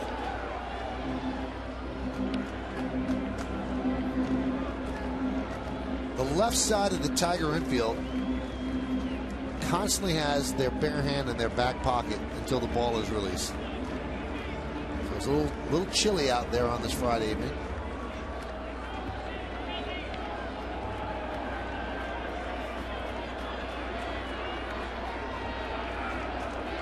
We'll get it out.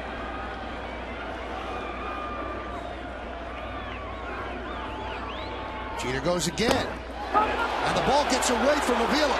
Jeter around second. He's going to go to third. And now the tying run, or the winning run, is 90 feet away.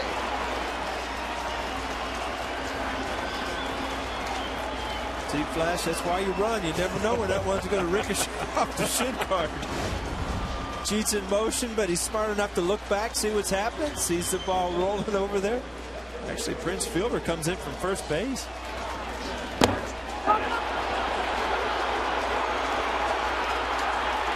Big play there.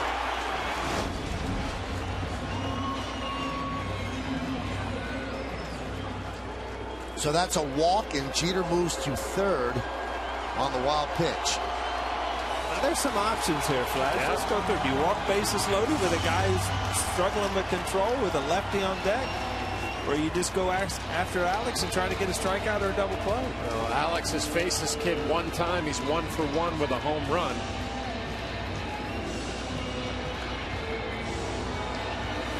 Well, they have a meeting at the mound. They are bringing the outfield all the way in to the point where they could throw out Jeter on a fly ball. Anything deeper, the Yankees would win the game. Also, the infield comes in. So Alex has a big advantage here. A hard ground ball probably gets through unless it's right at a fielder. Here's the game right here, bottom of the 9th inning, 6-6. Rodriguez is 3 for 4 tonight.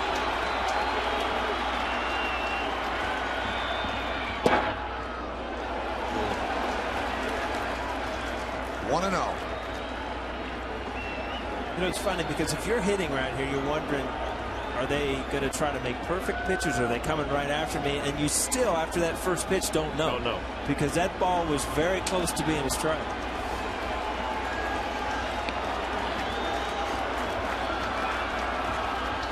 The 1-0. 2-0. Rob Thompson, the third base coach, going through the signs. Alex not even looking down there, so these are just for the base runners. Yeah, I think the hitter, you know, you have to take a strike there, even if you're, you know, a future Hall of Famer. This guy is just digging a hole for himself. The right-hander sets, and the pitch, and that one gets past the fielder. Here comes Jeter. Yankees win. The Yankees win 7-6 on a walk-off wild pitch. Flash, you're going to have to talk about this. This kid has a lot of movement and throws hard. Well, this is the way it's going for the Detroit Tigers lately. I mean, you score 6 runs, you have your ace on the mound, you think you're going to be in line for a W, and then a wild pitch. Game over. And the Yankees are good enough to beat you on any given night, but to, you know, to almost give them a game with a couple wild pitches. Alex Rodriguez did a good job. Jeet did a good job to break off the third base, much closer than I thought it was going to be at home plate. He actually dropped the ball, but I don't know if he got the greatest read on that ball, you know, because it wasn't a ball in the dirt that as a runner you're actually anticipating. It's off the glove. A lot of times from third base too, that ball went kind of behind him, and you're shielded. You don't get a good read. That's why I say Alex did a good job at kind of being a traffic cop here and then waving him home. Well, Vila got a good ricochet there and got the ball to the home plate, but. And see, he goes back to third base a little bit, Derek Jeter does. Let's go down to the field, and Meredith Marakovitz is with the captain. Meredith? Derek, some good heads-up base running by you all the way around. Take me through that last sequence, scoring on that wild pitch. I really couldn't see it. I saw Al motion for me to go, so I went. It was close play, a lot closer than it probably should have been. You look at this team as a whole. You came back twice with a guy like Verlander on the mound. What does that say about you guys? Verlander's tough. I mean, you're not going to score very many runs off him. We were fortunate we hit a couple home runs, but we didn't give up, and we had a little luck today, too. For you guys, good win overall. Struggled a little bit the last part of that Texas series. Feel good to just get a win on the board? It's good to win. I mean, not necessarily we struggled. You know, Texas beat us. That's the bottom line. You face good teams, sometimes they're going to beat you. But we were fortunate to get this one today. Derek, thanks for the time. Guys, back to you. All right, thank you, Derek, and thank you, Meredith, as well. Stick around for the post-game show to find out who's tonight's Chevy player of the game. Here's the final play of the game as Derek Jeter streaks home 90 feet to a victory, and the Yankees win 7-6. We'll come back. We'll wrap it up right here on Yes.